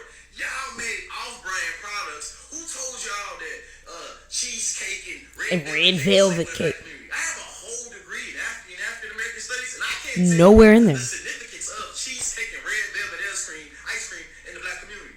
Like Latasha said, man, I don't know who need to read this, but do not buy any Juneteenth products and items from corporations who do not give a about black people in shop. Whatever you think about in the corporation, guarantee it's an artist you can go buy it from direct. Walmart is. And he's right. Flying. That's distasteful. That right there. And that's being polite. I can't tell you the last time I shopped from. And this is I don't do Walmart. Reporting from Fayetteville, Arkansas, Walmart will remove its ice cream commemorating Juneteenth amid growing backlash, people. Yeah, that's right. Photos of the product recently surfaced on social media is being said, share and celebrate African American culture, emancipation, and enduring hope. Read the label. Excuse me, folks. I mean, the label read. The ice cake consisted of swirl of red velvet and cheesecake flavors. They even heard some guy by the name of Conscious Sleep made a video talking the stuff you flush down toilets on them.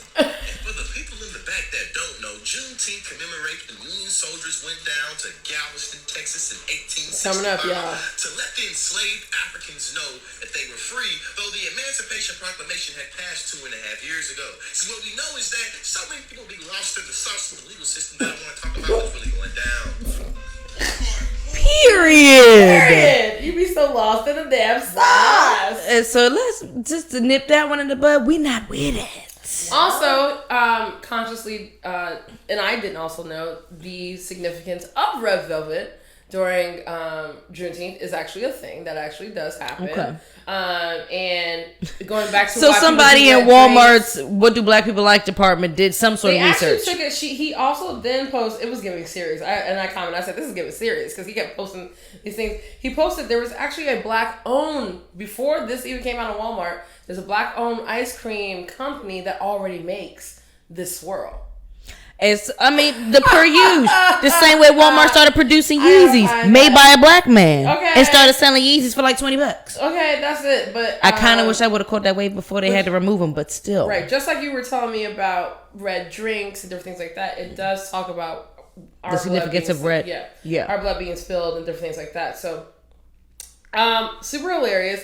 But you do need to see Amanda Seales because she shows. When she showed that damn napkin that said, "It's the freedom for me," I was like, "Are you fucking joking?" Find it. It's the freedom for me. You sent it to me on the gram, I think. Oh, I Go. I was gonna say you sent it to me. Okay, let me go. I think you DM'd it to I me. will say this: if people actually think, "Oh, well, this is just taking it too far," people look too deep, so on and so forth. You know how you have the Halloween stores during Halloween, then that's no different than bringing out like Juneteenth stuff in your stores. Exactly. During Juneteenth and monopolizing on that and being able to cash in, no. That's not. And if a store was to come about for Juneteenth only, I would hope to see someone like me that looks like me that owns it. Right. Owns it, runs it, and then the product in there yeah. is by black folks. And the products in there are, absolutely for us, by us. Absolutely. So this is Amanda Seales' post, y'all. Yes. Now they're talking about Juneteenth. It's dope. But y'all don't let them Cinco-de-Mayo-ed. If we ain't watched them, nope. And that was Amanda Seales back in 2020. It's the freedom for me fucking napkins. I be knowing. No. Shit, someone else. Amanda So, Seals be calling it out. Amanda Seals called it out, but me and Dee, actually, if you go back to our earliest episodes, we talked about this. First did we? posted. When did we talk about this? Oh, you know, and that's when we were doing so we did an episode like right after Juneteenth had passed, I think. Oh, okay. And remember, we were talking about how corporations were definitely trying to Cinco-de-Mayo our shit. Yes. Specifically tequila brands. Oh, that's what it was. That were, so. Yes. You can go back to one of our old Dusty Crusty episodes. Dusty Crusty. When we were just figuring out how to produce this thing. Listen. And so, judge your mammy, not us. Okay. And so we talked a lot about that. We did. I've seen something like that. I think I've watched that. Oh yeah, it's how do you stop that progression in a capitalistic country? Is my question. You can't, as long as capitalism comes first, you can't. You can't, because unfortunately they hire someone that looks like you or I to be that token that gives them the stamp of approval. Well, we ran this by a black person. They said it was fine. When you have that, hey, this is our creative board, and their creative board looks like us, even though they're under the umbrella of something totally different. It's unfortunately it's passed. Passing. It's checking all checking the the box. That's checking all the marks. That's real as fuck, but and to some people, again, you only know what you know. If you don't know, you don't know. And it goes back to being able to say, you know, some of them don't know the impact of the things that they're doing. Yeah. You know, with their corporations or anything, their brands, the whole nine. They just don't know. Yeah. And someone has not sat down with them and had the hard talks with them. Excuse me, but if all your neighbors are millionaires, billionaires, so on and so forth, and all your friends look like you, then most likely you're not going to get the truth. So if you want the truth, you know, dive in on Instagram, watch their podcasts, you know, like listen to other people outside and other perspectives outside of your community. Period. Otherwise, you're scared and you're just not trying to hear the truth. Yeah. But that's what it's about. It's essentially it's essentially saying you need other perspectives. Absolutely. You need to bring other people on. And if you have yes men that work with you, oh yes, that's fine, that's good, that look like us, fire them, hire us, and we'll get you straight. You know, exactly.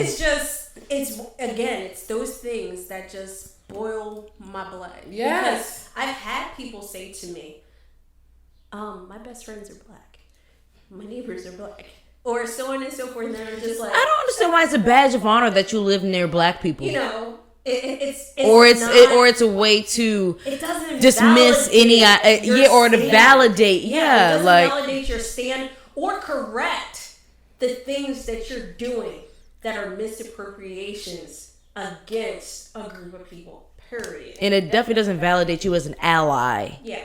No. Or ally adjacent. That word because you share a zip code with a black family. Controversial. Ally. It's so loaded. There was a whole video on that, and I'm not sure if you've seen it, on the whole term ally. So where did it come from? You know, that's another one to be, you know, informed of. You know, I think maybe if you Google like video on ally or something like that, this woman broke it down. Okay, just how derogatory that term is in and of itself, you know, and me being in the role that I'm in from 9 to 5, and over the last 20 years of my career, some capacity, it really brings to light how so many changes need to be made in terms of the terms being used, how we're addressing one another in the workforce, and the training, the retraining and regrouping of professionals to bring about the appropriate dialect for these things, not trying to pull something that sounds politically correct or that comes across and just lights everyone's soul up. It's not always gonna be kumbaya. Sometimes you have to realize that you're catching up for over 200 years. You can't do that overnight. No. It just doesn't work like that. It does not. And I have to remind myself that a lot.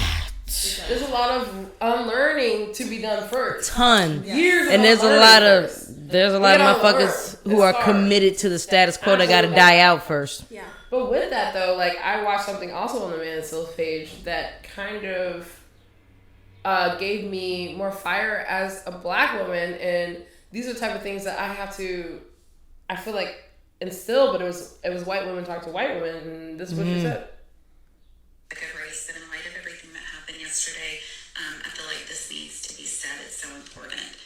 White women, we have to humble ourselves and listen to black women. They've been paying attention and we haven't. While we were getting whitewashed history in school, they were getting actual history from their mothers and their grandmothers and their great-grandmothers. Information was withheld from us. The patriarchy withheld this information from us, and black women understand that in a way that we can't. They understand how the world works in a way that we've never been able to see. While we were enabling the patriarchy and white supremacy, they were educating themselves, and as a result, they are the most educated demographic in this country. We have to get out of the way and let them lead. They are the disqualified, and it's in all of our best interests. Period. This is not a drill, everybody. This is bad. This is not a drill. Woo! This is not a motherfucking drill. I love that. When I listen to that, I'm like, I mean, don't get me wrong. Yes, they're like all demographics are not the smartest. They're all the smartest, but. When I say when you do right by the black woman, you're doing right by everybody. You're doing right by yourself. Do yourself a favor. Because we are so left out and so less than and everything, we see so much being, I'm not saying we're at the bottom, but being at the bottom of these arenas. Being perceived as the bottom of the totem pole, at the bottom of the pyramid, whatever have you. We are doing the most to try to get to the top of these arenas. So we are experiencing more than anyone else. I just don't think it's true for it. I mean, I can't say that for it. You have your perspective and what you've gone through. Don't get me wrong, but like I just feel like black women, we are experiencing so much because we have to prove so much to be at a certain level, and because of that, that's adding on to the layers of my knowledge, adding on to the layers of what I know. And I mean, Ketanji Brown, like, you know what I'm saying? Like, what did she have to go through when you see her check marks of everything that she had to go through just to get on the Supreme Court? You know what I'm saying?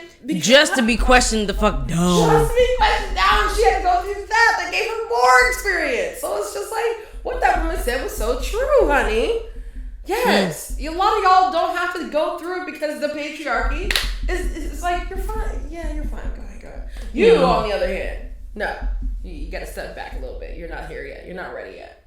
You haven't done this yet. I haven't done it either, but you haven't done it. Exactly. I haven't. That's the thing. I haven't done it either, but you haven't done it. No, they haven't done it either, but you haven't either. And it's just, like, what? But like, so I haven't done it and they haven't done it, but they're sitting there at the precipice of the door that y'all are telling me I can't walk through yet. I don't get it. That was amazing to hear that. And it was nice to hear a white woman say it. It was just like, wow, this white woman is really thinking about this. And that's the unfortunate thing. I attended a private event, and I asked the reporter that covered a very, very well-known story within our community, within Spirits actually. Do you believe that because you covered this story, it almost validated or solidified the story even more so than had I covered the story? And off the record, behind the scenes, he said, yes, absolutely. Because he knew the weight that his in this I know who you're talking society, about now. In this society allowed him to be able to say something that the three of us would never be able to say and have validated and have accountability and a credibility. Yeah. We could have been screaming it at the top of our lungs. It wouldn't have been heard as loudly. And it would not have been heard as loudly. And that in and of itself tells you that there's a problem. Period. And if you don't see the problem still, then you're just in your bubble. You're in a utopia and you will never understand. But I tell people all the time, like, it's not about putting on someone else's shoes. It's saying, how can I be an agent for change? It starts today. It can start now. It can start with you. It starts with you talking, having these tough conversations at the dinner table. I challenged my friends years ago when the murders kicked up, so on and so forth, because I have 4 brown sons. Not 1, not 2, 4. So it's not a day that goes by that my heart is not on edge. Just the stress and the anxiety alone from thinking about when my sons go out the front door to the time that they arrive back at their door, and then knowing even when they're inside their home that they're still at risk. At risk by simply laying on the couch and legally owning a firearm. Oh, I'll be damned. Yeah. See, it's those things that it takes a certain person or people, individuals, to understand and to have those, again, tough conversations with their neighbors, their friends, even in all the fun and things. Those are the perfect opportunities to have those conversations, to slip in blurbs, things of that nature that get people's attention and that bring through what's really going on. Because at the end of the day, we can all say that this is smoke and mirrors, but just by the conversations that you've heard, you know right away that it's beyond that, you know, and that these things are really taking place, and you need to take them more seriously and to heart. Yes. You know, it's beyond a page in a book, a paragraph, a spotlight on television. It's every day, it's all day, and it's ongoing. Yes. But it's up to each and every one of us to make a change. Listen. Absolutely. Each and every one of us. And nobody's exempt from having to do the work. Nobody's exempt from that. And stop trying to do macro change. Micro change is what you need to be doing. Macro change is all we can really control. It's all only one person can handle. The macro change is, first off, not genuine. It's for literally. It's self-serving. It's honestly self-serving because it's for the gram. It's for the website. It's a check a box. Period. Macro change is not fucking real, and I've been talking about brands with and it's not sustainable if you're constantly looking for that big thing that you can do. Stop it. Because you're looking to get the most return Stop it. And on that change you made investment in. And all you want to work with is these certain people just because they have this influence, the cloud, all this stuff. That macro change is not only real. Working with the amount of black people you can count on one hand who are considered influencers of a certain industry. Come on now. Like, bruh. I'm sorry. I needed this. I need to open up today. Yes. I'm so glad you did. This is because we talk about this shit all the time. How I say it? Let me clear my throat. Okay.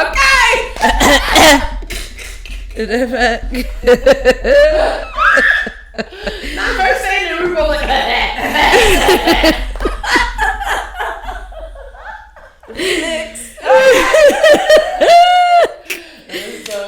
Oh God, I can't wait. I have so much material for our next intro. So our fourth sip is Blue Note 17-year barrel number 12899, and this is a bourbon enthusiast pick. So this was the most recent 17-year that we, as in Seelbach, had out for sale. Can we talk about the difference between Seelbach and bourbon enthusiasts? So Seelbach, we are the retailer. Bourbon enthusiasts. Yeah, bourbon enthusiasts. So Seelbach, we are the retailer that facilitates getting bourbon enthusiasts, which is the bourbon group, getting their picks out to them. Oh, okay. Got it. Yes, a bourbon enthusiast is a bourbon group. Okay. They do a lot of picks, reviews on stuff, so on and so forth. And this was one of their picks that they did. We are a retail partner for them. That blueberry is back. I smell blueberry. I smell ripe blueberry too, though. Mm-hmm. Almost like if I put this blueberry in some dry sugar and let it turn into a syrup. I smell blue raspberry. That tart is there too. Yeah. And I know blue raspberry is not a thing, but it is a flavor. I was going to say blue raspberry is a thing. If you're drinking certain juices and eating certain candies, it is. If you ever been to an ice cream truck or a candy lady, blue raspberry is very much a thing in your life. A bit of chocolate. Get a little bit of chocolate, yeah. I'm getting some white pepper. Is that what I'm getting? Hold on. Oh. When I smell right at the top of this glass, I'm getting something really sweet. No, it's that blue raspberry candy. Right? That's what it is. That's exactly what it is. I didn't get as much maple on this one. Right. So, Seelbach's, as far as the maple, it was very forward. This, I'm not getting any maple. I am, however, getting the cinnamon. I've gotten, again, apple.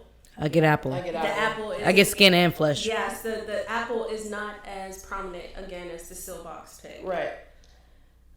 Yeah, because it's not cooked apple to me. It's definitely like fresh crisp apple. Like I just bit one little bite. It's more cinnamon bark. Mm-hmm. Because it's the dry. oak is definitely there. Absolutely. And it's a... I'm getting vanilla. I can't say that it's a caramel. The vanilla it's is on more the of palate. a caramel cream. Yes. With the white inside. Yep. And that vanilla translates on the palate, Pri. Yeah. Okay. I love that caramel cream does too. That oak is very nice. Oak has been really pulling me in lately. There's that water texture again too. Yes. But that vanilla and that caramel cream is on the palate. Oh yeah. But when you're talking about that oak, it's a very well balanced oak for 17 years. Yes. Which is surprising. So I got that water. So what do you think it Once attributes? it goes over, like, I would say 10, 12 years, you get a dominant just oak. And the one thing I want to bring up is, like, what is that? Not Creek 15. If you know that oak, I haven't tried their 15. Very forward. I don't think I've tried it. Whereas their 12 is more aligned with this. I definitely find So myself. what do you think attributes to that? Like more time in the barrel. So it's a. Well, no, I like in terms of. So you're saying in terms of what? It's a risk factor during the maturation stages. Yeah. So really, it's just a risk you take. There's really nothing you can do to kind of either pull that back or yes. It's really about. Years, I'm surprised that there's still juice in the barrel. But, but to actually be able to present it and it not have a dominant or oak forward approach. And they're doing this in multiple barrels, which is what's tripping me out. Blue Note, you doing something right over there. I mean, I see why people go crazy over your stuff because people definitely buy us out. I'm very impressed. I don't say that and I don't like to say, "Well, I'm impressed," but this is making a very big impression on me going through these right now. It's barrel proof, and I'm shocked because I just learned something new today. Okay, I've tried this 17 before, and 17s before in general, and I'm shocked that, it's barrel proof. And God, it's good. It sips like it's been diluted. Yes, it sips like it's been diluted. For sure, I don't even need water. But it's definitely barrel proof, so it says. And it makes it more approachable. Yeah. So this is one of your more approachable 17-year, double-digit year it's crazy offerings, and it's amazing to me because you always want it to be approachable versus being on the end of the spectrum where it's like, it's going to appeal to some but not to all. Again, I liken it to the Not Creek 15. Not everybody likes that. Some people are just like, I can't stand it. Or like, I hate it. I can't stand it. They use a harsh word. It doesn't be right. And for me, this is very approachable. Like you said, it's almost like it's been diluted, but it definitely says barrel proof on the labels. So better me. And is it a filtering process? And it's more refined. It's not calling itself Tennessee whiskey, right? It's calling it's saying bourbon. No, so they're calling it bourbon, yeah. Yes. So they're not doing the maple charcoal filter. Well, they're not filtering. This one's done. Yeah, I know. I see you, baby. Ah, yes. These are delicious. The oak really is there now that it's sitting. There's there's nothing but oak in my mouth right now. But there's time. I love the oak in my mouth right now. Yes. The aftertaste. Absolutely. I can actually go like this. Yep. And not feel like I've been chewing on wood. Exactly. I feel like I'm literally chewing on water. There's time for I don't know if that makes sense. I feel like I'm chewing on water. Time seasoning on the nose. There's definitely... it smells really good. I get an herbaceous finish on this fourth one. Finn! Yes. There is a herbaceousness. And it's lingering. That is definitely hay. Nothing but hay. Okay. That herbaceousness. It's more earthy than the others were. But that is delicious. Yeah, that's Okay, bourbon enthusiasts, I'm here for it. It's the sound effects for me. I love it. Yes. That's what Soul Palate's all about. Oh, yeah. That's some hay right there. Yeah, honey. Right there. Yes. We're at our What's Tea segment. So I must say yours is in the lead.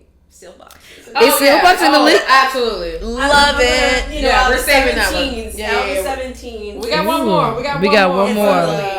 That is definitely one of my favorites. Big Blako. You picked a mean barrel, sir. Yes. I keep meaning to make his name in my phone Big Blako. This is the funniest shit ever. I really love Blake. He's great. Blake is so great. We've got to get him and his wife Two Tails. I think they will both really enjoy it. I'm staying on him about Tails. I know I haven't met her yet, but I think she's great. Definitely enjoy she it. is great. And she don't play. I knew from the night that he was picking stuff for us all to drink. Oh yeah. Blake's fucking great. He also has he knows his. He loves good music. Even though I drank all his stuff. He has great taste in music. When we were sipping, I drank all of it. Hey. Pass the glass back with nothing. Like, I'm sorry. And he doesn't care. He doesn't. That's what's good about That's why he's doing what he's doing. I was going to say, he's also a Libra. There's so many. He's a Libra. Great energy. Y'all are in my life. Like, any Libra friend I've had has been a great friend to me. Y'all have this honesty about you that feels so strong that you're kind of like, we're passionate people. Yes. But Libras also have this like really this willingness to be of service that is, and they're like not super attached. There's no ego attached to it. No. And I like, as a Leo, we need that type of energy. So growing up with a Libra mom, not understanding that at a young age, it felt like there was ego attached to it. But as I am here now and constantly seeing my mom move the way that she moves now, and of course she's definitely a different person, you know, grown. She's now in her 50s and stuff like that. It's like, her 50s. But it did feel like that when I was younger. I remember the fights. I remember, like, why are you doing this? Why are you making these decisions? And why are you, and taking her passion as pain and hurt, and she doesn't like my friends and whatever. We can be really misunderstood. So misunderstood. Our intentions, yes. But after, like, growing up, paying attention to astrology, paying attention to how energies read, the more Libra people that I have around me, like Tiara is one of them. She's our host. There's water. Yes, get your throat, girl. Get your throat. Probably my mom's like, what talking about me? But slicing my throat. I already see her. Tiara, who is our host at Allegory, I saw so many tendencies in her that reminded me of my mother. And I was just like, you know, like, what was she such a thing? I'm a Libra. I was like, my mom's a Libra. And after that, like, I just kept seeing my mother in her. And I was just like, my gosh. Like, it's just awesome to see the people that are close to you and really understanding those qualities and what drives you. Like, not even know that it's driving you, but what drives you along with your own willpower and, you know, the universe. But, like, I will say that it makes me understand her so much more. We are people, and I've come to know this about every other Libra outside of myself that I've known, is it's what you see is what you get. You know, it's no, we ain't got time for facades. Y'all really don't. Correct. So y'all really don't. Y'all really don't. We moved to the beat of our own drum. My mom does not have time for anybody. Cardi B's a Libra. My sister actually read me one day, and she said, "You've always been quirky," and I said, "Yep." She said, "You never had an issue with it," and I said, "Nope." So it's so true. We're comfortable in our skin. Yes, y'all are. And then when we find ourselves, meaning that our voice and how to present ourselves and all that uniqueness and genuine and quality and genuineness and all that, we go for it. And I would say the sky's the limit. So now learning that. I was gonna say, what you feeling, Pri? What you feeling? Just like that's like I see that in my mom. Yes. Just how much she has really gotten into herself recently, and just, you know, More good tears, y'all. Don't worry. Yes, I let's just, celebrate that. you know, 'cause me she and my just sister found always it. like, Yeah. my mom's a loner and stuff like that, but it's because she feels so comfortable by Yes. Nothing phases her. You know, I mean, it phases her, but nothing really You phases get it. her. You get it. You get it. So that's why, I get it so much. That is something. But I get why that would bring you to tears of having yes. having that understanding of your mom Yeah. that you didn't have before. Yeah. Yes, because I'm autonomous. So I didn't know I was speaking to you. Yeah. But for a really long time, I was like, why don't I have like the surroundings and like the crowds and all that stuff?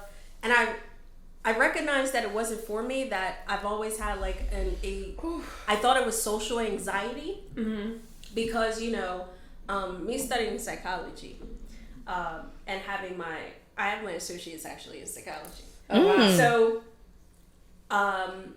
me studying psychology early on and deep diving into it and going down that rabbit hole to unlock myself. That's what I sought to do. And I learned that everything that I was seeking wasn't me. And when you find yourself, you're in your groove and you're grooving with that. And that's when the people start to come, because for some reason people are attracted to that. They're attracted to a genuineness. They're attracted to looking at someone like, hey, like they're the only one standing over there. They showed up to this event by themselves. That's me 99.99% of the time. They're leaving by themselves. And they're comfortable. Like they've talked to certain people, and they're just comfortable. They're comfortable being them. Yeah, and that's what it's about. So Thank you.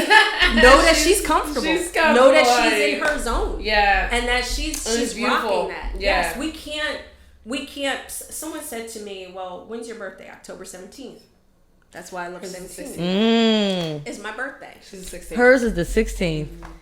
Get out of here. Yeah. And you know, some people say you can go towards the spectrum of being able to align with Scorpio or being able to align with a Virgo. Yeah. And for me, I'm just like, I am who I am. Like, I don't know enough about that to really understand it. But I was raised by a Virgo father. I was gonna say, God, I hope it's Virgo. And a Capricorn mother. Oh yeah, it's Earth. It's Earth influence so whatever for sure. That means, ain't that watery shit. You know, I got the full brunt force of who I am. Yeah. A lot of air and earth, okay. You know, I like that. And it is what it is. Yeah. And I'm good with that. Yeah. You know, but it took me 40 years to get there. It didn't happen overnight. I didn't get it like some people get it in their 20s, some people get it in their teens, so on and so forth. No, I didn't get it until I was 40, going through a divorce. Right.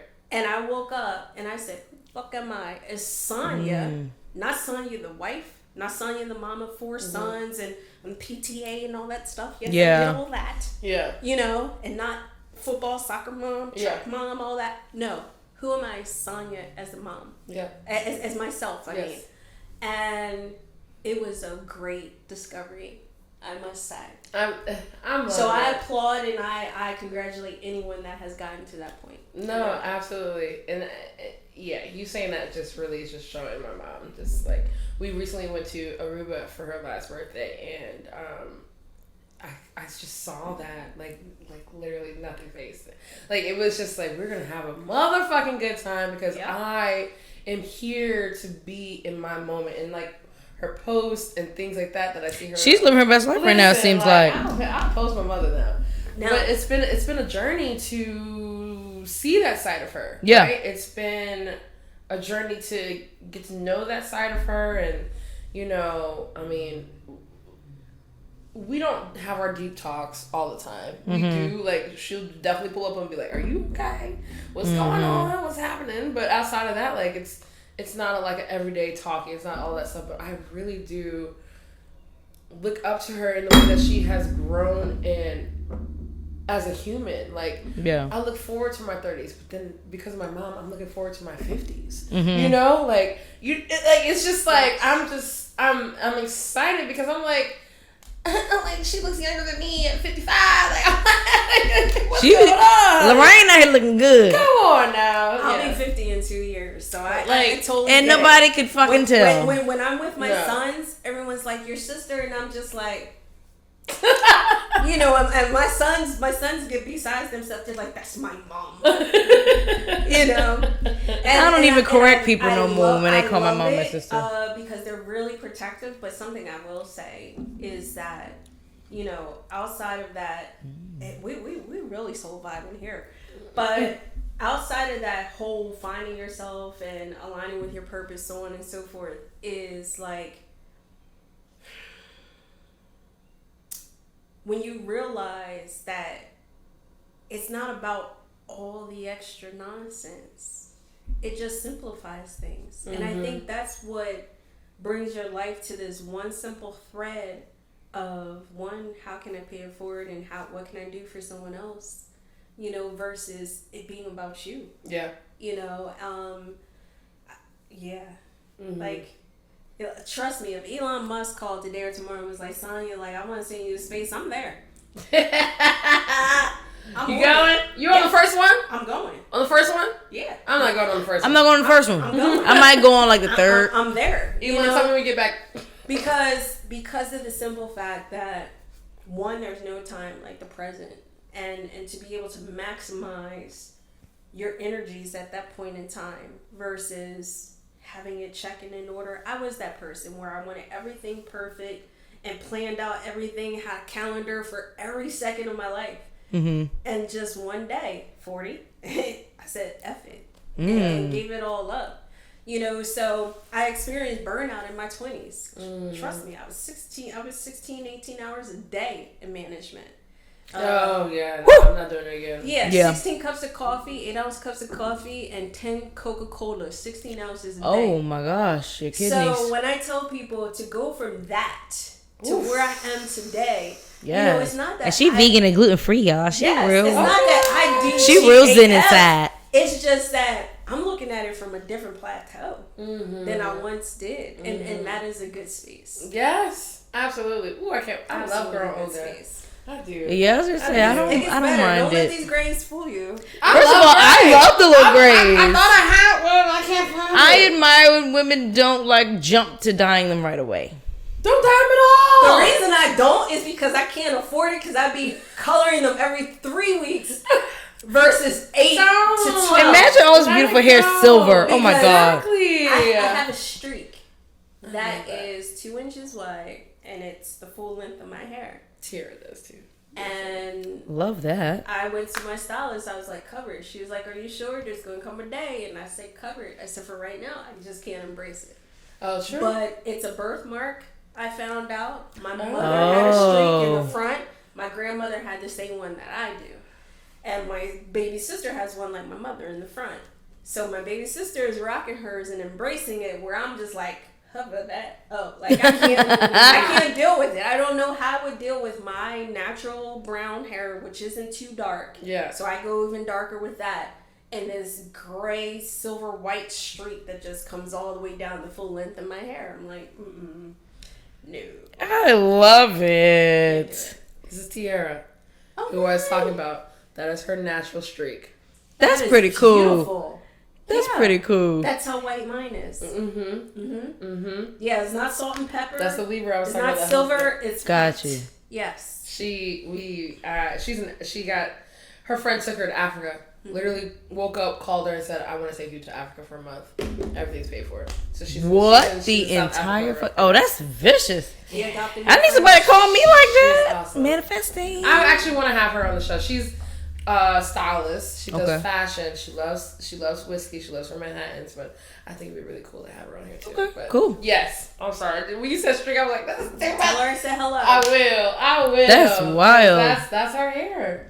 That's her hair, yeah. That's pretty dope. Yeah. Do you want to do our final sip? Our final sip. Thank you for that. Yes, we like to soulful vibe up in here, okay?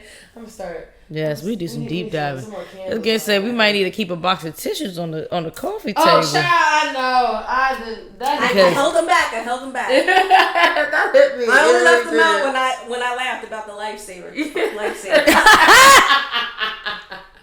Yes, honey. Almost stole my life instead of saving my I was life. about to We're say, doing how real you work almost out died here. at the hands of a lifesaver? That shit is hilarious. That is also fuck That them. is I get you. priceless. No, it's definitely giving Never fuck get them. I even wrote the company. Like, I'm that person. Yeah, not Dee is too. you named yourself.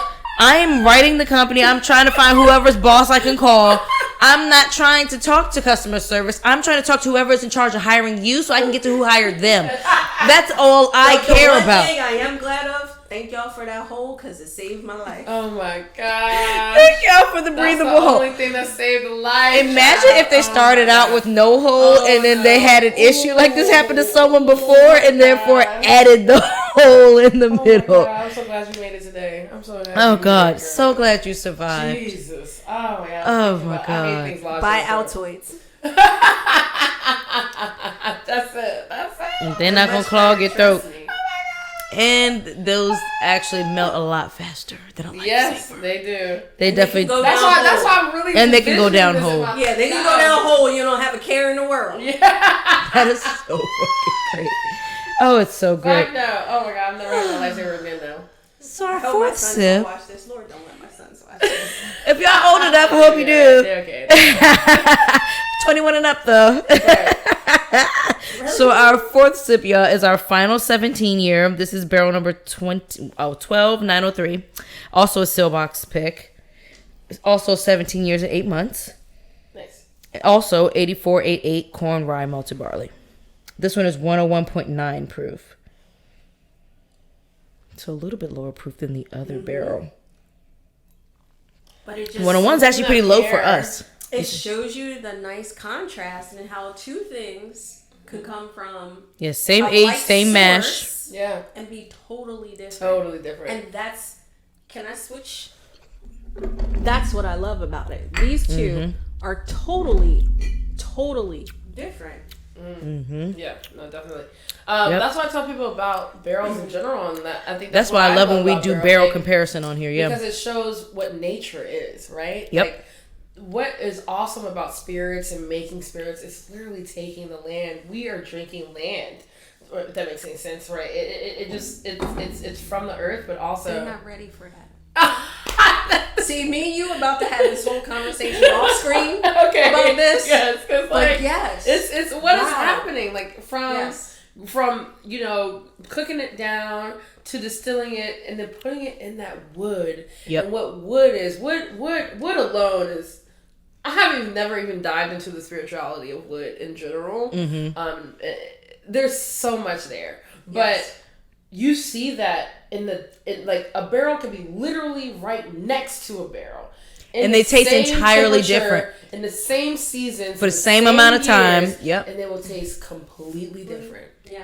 That's the beauty of Nature. creating of producing spirit is because there's only so much that you and science can control. Period. You control everything that science allows you to control, and you have no choice but to surrender and let nature do the rest.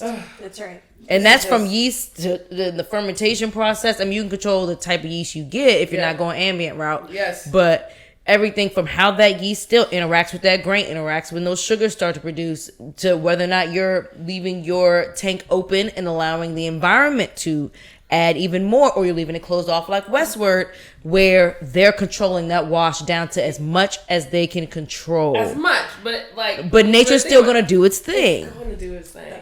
The one thing I would love to say about both of these Seelbachs, first of all, cheers. Cheers to you, Big Blacko. Yes. And me too. Yes. One of the things I would love to highlight about God, it's these so two good. barrels, totally unique and different from each other. The herbaceousness is up front. There's a hay, good hay, right on the palate. It's also astringent in nature, but it's still good because now this one is a little more oak forward. But if I had to say so, there was more juice in this barrel than in this barrel. And the reason I say that is because it's almost like this one has more moisture and had more water in it than this one when it went to bottling. So you think in barrel 12903 there was more juice than in 12873? Yes. Okay. You know what? When you say that, I would almost bet it. I'm not going to say it's definitive, but I would almost bet it. And the reason is I'm a fan of maturation, and that's one of those things I deep dived into, the maturation. Yeah. And in order for you to hold on to that moisture in the barrel, it has more so than the alcohol, the humidity outside of the barrel. Yes, the temperature would have had to have been such that you had it on the lowest, most likely, of Rick's. It was in a darker climate, darker environment. I mean, and that Tennessee, first of all, that Tennessee climate is most different than that of Kentucky, even, and that of Colorado, and that of New York, so on and so forth, in New Orleans. Yes. So I would say that this one held more water than the previous number 4 that we tasted. Yeah. And this is really good. You have the oak, but it's not as prominent. Yeah. However, the herbaceousness is. That's one of the and corn the nose is very faint. Oh, the corn is there. The nose is so faint that you're picking up on I don't want to say it's a caramel, but it's maple. I don't get any fruit on this one. No, I get straight chocolate maple. Hay. And the hay, I do get the hay. I get grass. And the oak. And almost like a water cut through. I get a little tobacco. There's so much chocolate really on this palate. It heats the entire palate. Once it gets past the front of the palate, again, it has the same characteristic with going short, but it's still good. A lot of people can shortness too, meaning that it doesn't have that Kentucky hug and it just doesn't hang. No, it doesn't mean that. There's a different profile for everyone. But that hay is most prominent in that oak, and it's just a unique barrel in and of itself. I love it. This one was that third one was amazing. Was my favorite. We switched. That was number 3. Okay. Yeah. That one is number 3. Yes. Yeah, technically. So that is the winner so far. Well, we've tasted all 5, so it's not so far.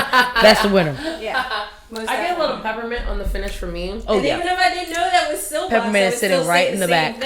Because ultimately I didn't know until you said something. Yeah. This has been awesome. But yes. Shout out to Blue Note. The peppermint is definitely sitting in the back of my mouth. Well, we're gonna skip where we eating because it's cookout season, so you already know where we at. Our auntie house.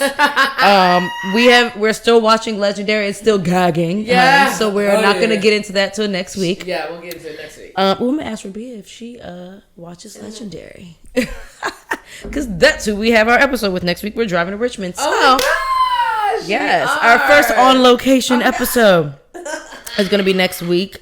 I'm going. Come with us. Period. You say you're welcome to hop in the truck.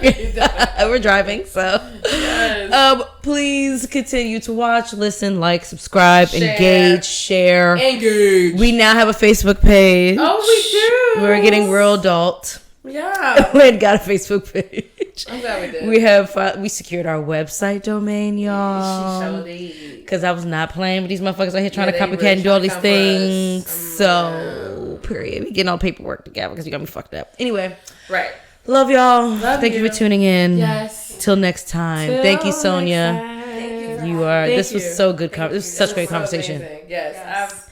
Light and bright. We've been having great soulful conversations and I love it. Till next time, y'all. Bye.